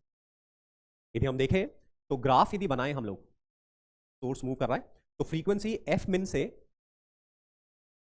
f max, तो जब source minus infinity पे है तो value f max है, और source plus infinity पे है वैल्यू f min है। तो ये जो ग्राफ है कोचिंग इस तरह का, जब सोर्स ओरिजिन को क्रॉस करेगा तो उस समय की साउंड जो सुनाई देगी वो हमारी ओरिजिनल फ्रीक्वेंसी f होगी, क्योंकि जब सोर्स यहां पे क्रॉस कर रहा है, जब सोर्स यहां पे क्रॉस कर रहा है तो लाइन जॉइनिंग का लॉन्ग कंपोनेंट 0 आएगा, तो लाइन जॉइनिंग का लॉन्ग कंपोनेंट 0 आएगा, तो इसीलिए ये वाली जो फ्रीक्वेंसी जब सुनाई देगी तो ओरिजिनल फ्रीक्वेंसी। तो दोस्तों फ्रीक्वेंसी मैक्स से मिन वैल्यू को अप्रोच कर रही है, और x बराबर 0 पे जो साउंड एमिट होगी वो ओरिजिनल फ्रीक्वेंसी वाली होगी, वो जब सुनाई देगी तो ओरिजिनल सुनाई देगी। तो ये अपने को नोट करना है। दूसरा यहाँ पे ये नोट करना है कि फ्रीक्वेंसी जो एमिट होगी वो थोड़ी देर बाद सुनाई देगी, है ना। तो एक्चुअली जब सोर्स यहाँ पर है और जो साउंड एमिट की है, तो सोर्स यहाँ पर और जो साउंड एमिट की है उसको यहाँ पहुंचने में समय लगेगा, और जब इसको यहां से आती हुई साउंड सुनाई देगी तो उस समय सोर्स थोड़ा आगे बढ़ चुका होगा। जैसे जब ऑब्जर्वर के पास ओरिजिनल फ्रीक्वेंसी आएगी तो ओरिजिनल फ्रीक्वेंसी यहां वाली साउंड की आएगी, तो जब ओरिजिनल फ्रीक्वेंसी यहां से आएगी तो उतने टाइम में सोर्स आगे बढ़ चुका होगा। तो ये डे टू डे लाइफ में भी होता है कि हमें एरोप्लेन दिखाई तो ऊपर दे रहा है और साउंड हमें वहां से आती हुई फील हो रही है, क्योंकि साउंड को वहां से यहां आने में समय लगा। तो उधर जब एरोप्लेन था और उसने साउंड एमिट की तो जितने टाइम में साउंड उस हाइट से हमारे ईयर्स तक आई है उतने टाइम में एरोप्लेन आगे बढ़ गया। तो ऐसा यूजुअली होता है कि हमें दिखती ऑब्जेक्ट कहीं और है और साउंड कहीं और से सुनाई दे रही होती है, तो वही इसमें भी होगा।